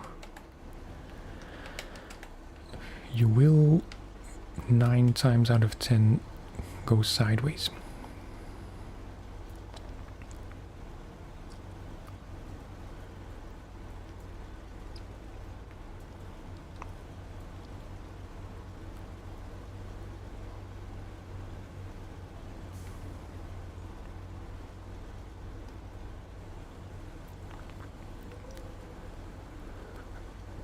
Shouldn't be much further.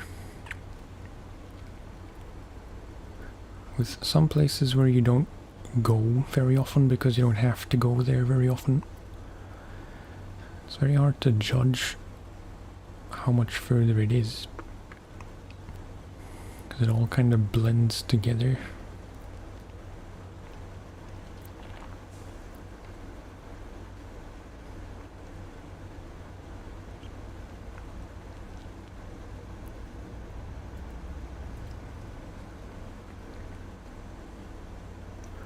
Four hours just fly past.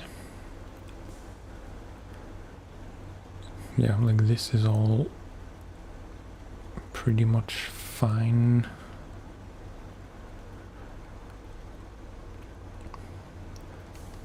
It's this small stretch of mud that's worrying me.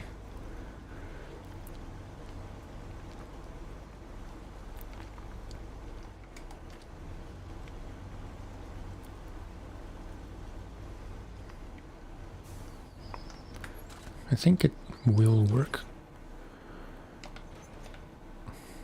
Attach low plus. Oof.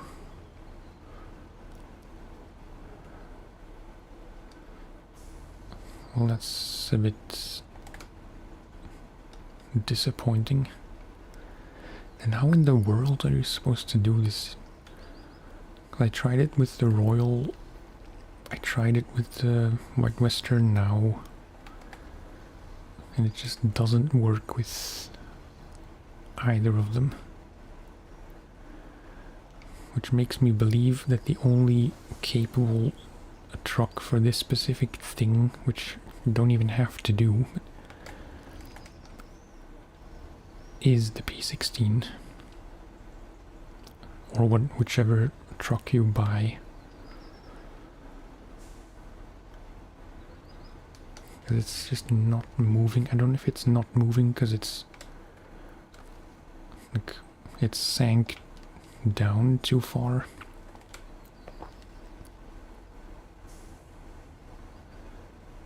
Does kind of want to go.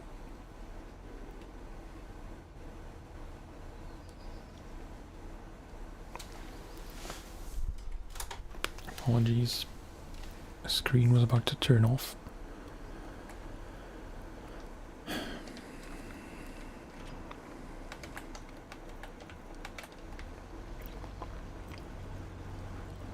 Gonna try and winch it out from the sides just a bit.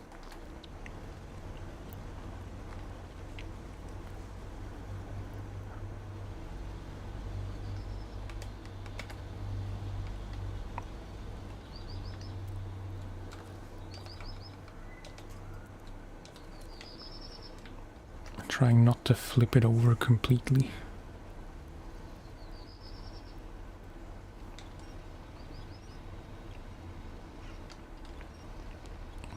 No, it's just...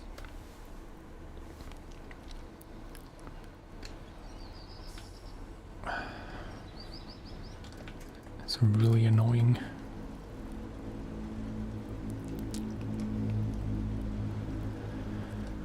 Why would you leave supplies just lying around if it's impossible to use them?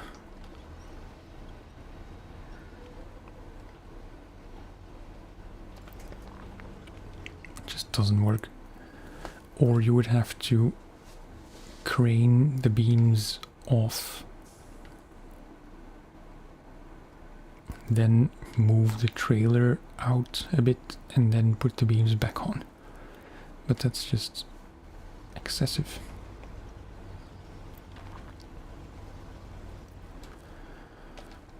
I'm too stubborn to quit.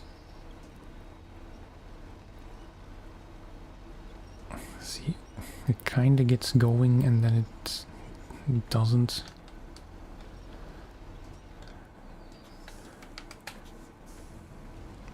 Maybe if you like really yank it out.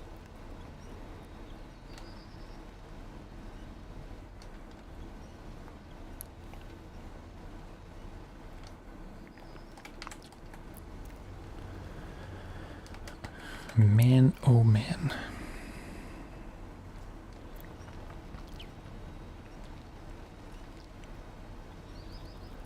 It's extra annoying because I know if I can get to the slightly better roads, the rest of the way is kind of easy. Okay, okay.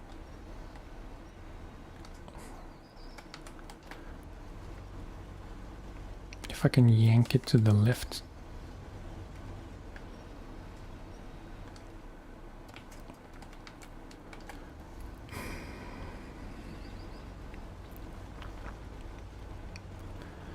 I'm too far gone to give up.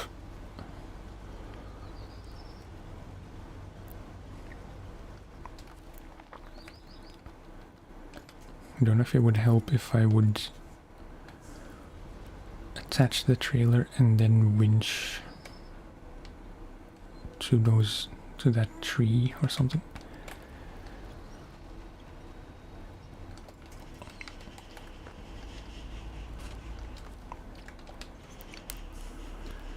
Okay.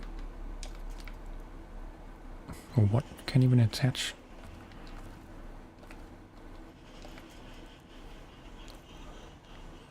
Why is this closer tree not available?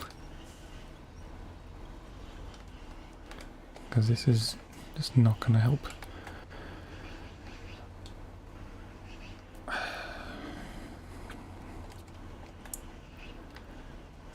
You absolute scumbag of a trailer.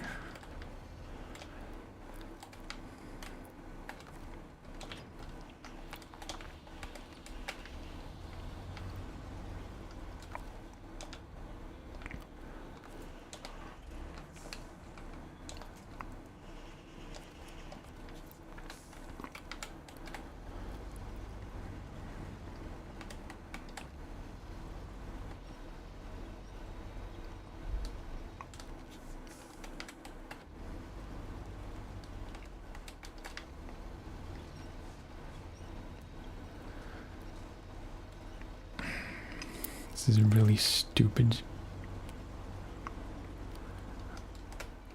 Both the situation and the fact that I'm trying so hard.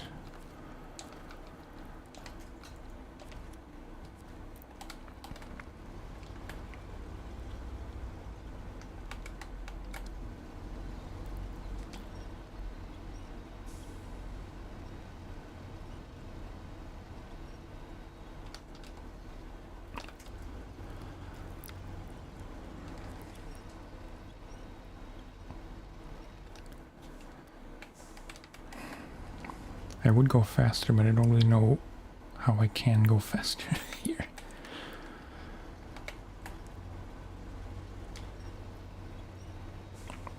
Come on, you piece of...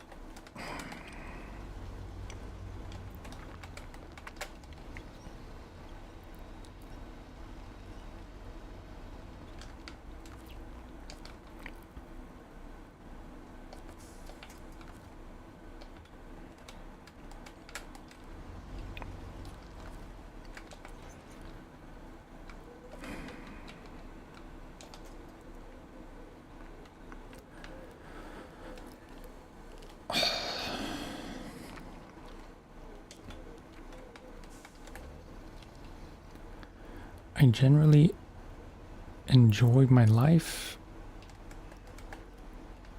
I'm not really enjoying it right now because I refuse to believe that you can't get this stupid trailer out.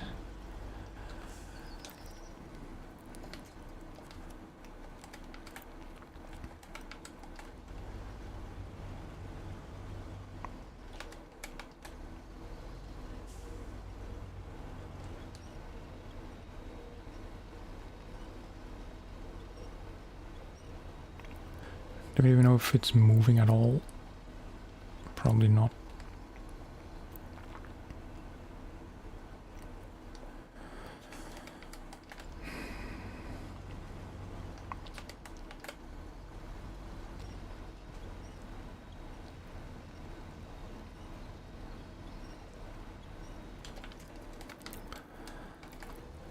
I can't let it go.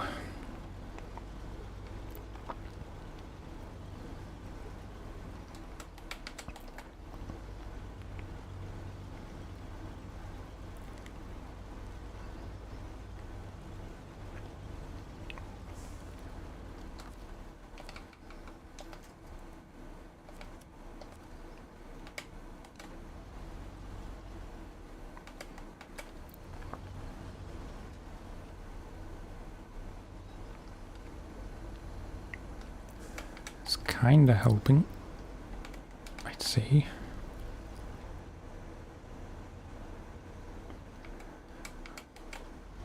The question is if I can get it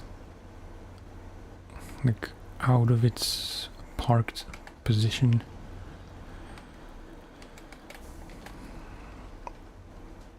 Could I then drag it where it needs to go?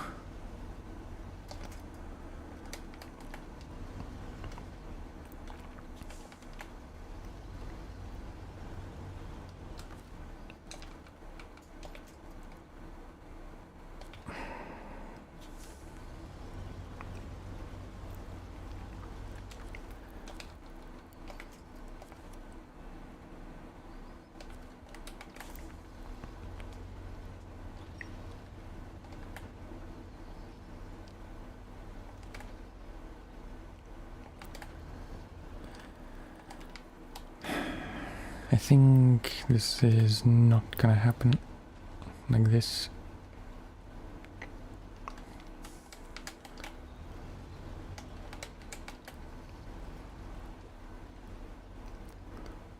It's possible I'm just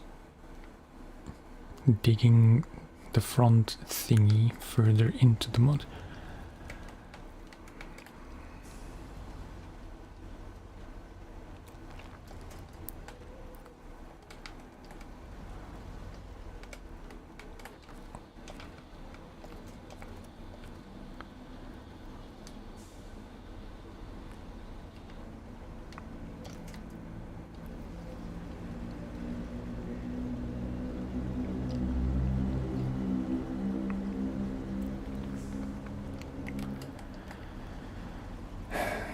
I should give up.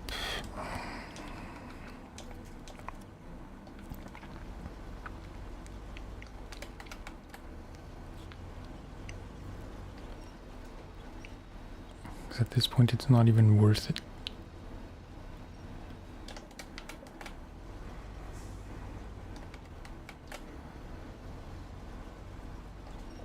I mean, it wasn't worth it 10 minutes ago.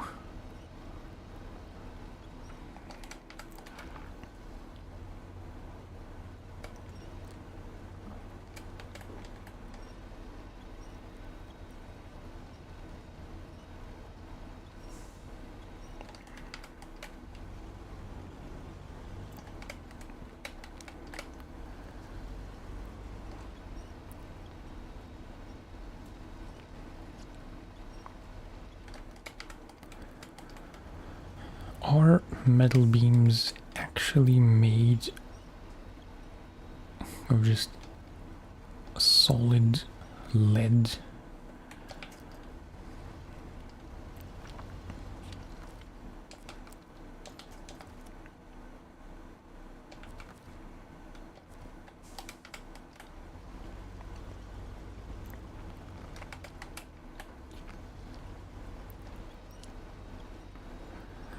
I don't know, man.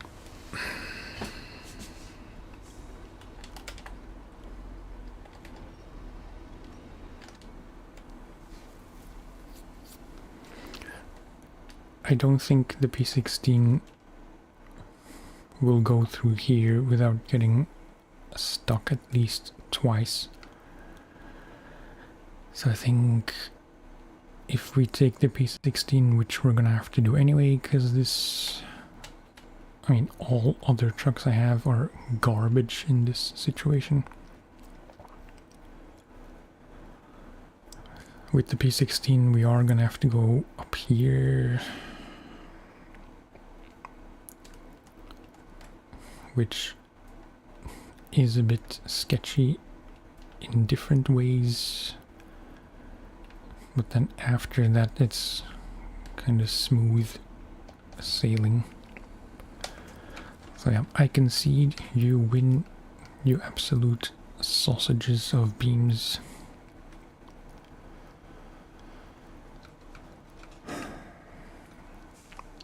I hate giving up. Maybe that's a... it's like not a good mentality that I can't stop trying when it's been thoroughly established that something can't be done.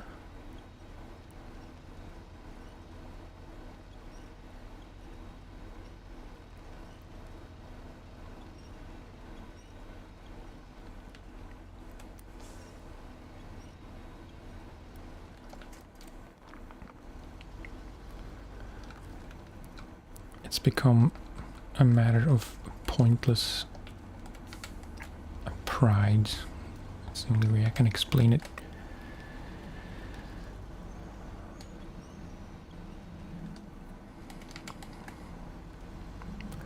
Wish I could accelerate faster.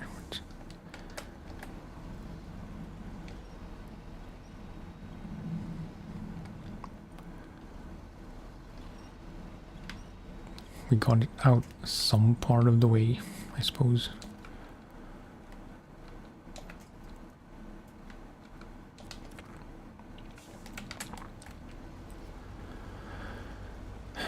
Yeah, this is starting to eat into my dinner time, which is not what I want.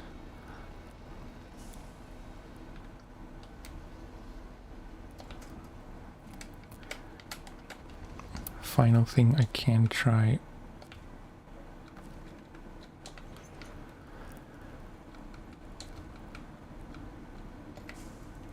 No. I don't know why that beam, that fallen tree is not a valid winch point. It just isn't for some reason. There's nothing else within reach.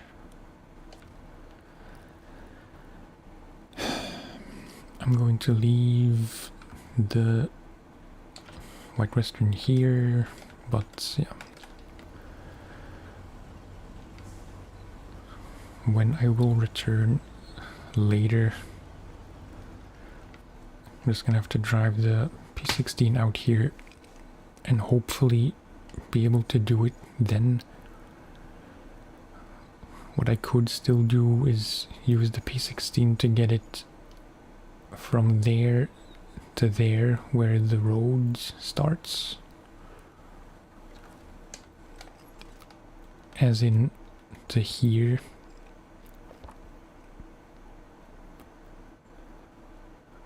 And then the White Western should be able to take it the rest of the way through here.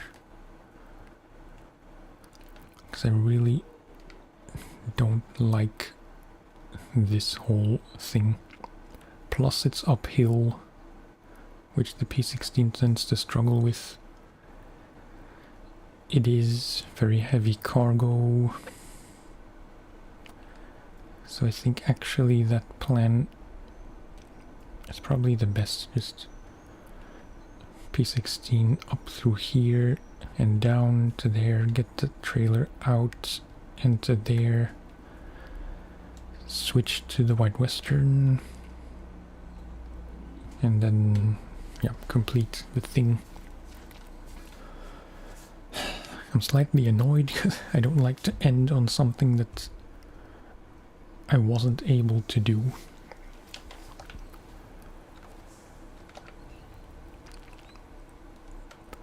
But yeah, that'll be it for now. It is currently 6:12, so I'd say like an hour at the latest, around 7:15ish, as in an hour from now I should be back. Thanks for watching, if there's anyone watching. Yeah, I'll be back soon with a full stomach and hopefully a renewed sense of will to live after this catastrophe. Bye-bye.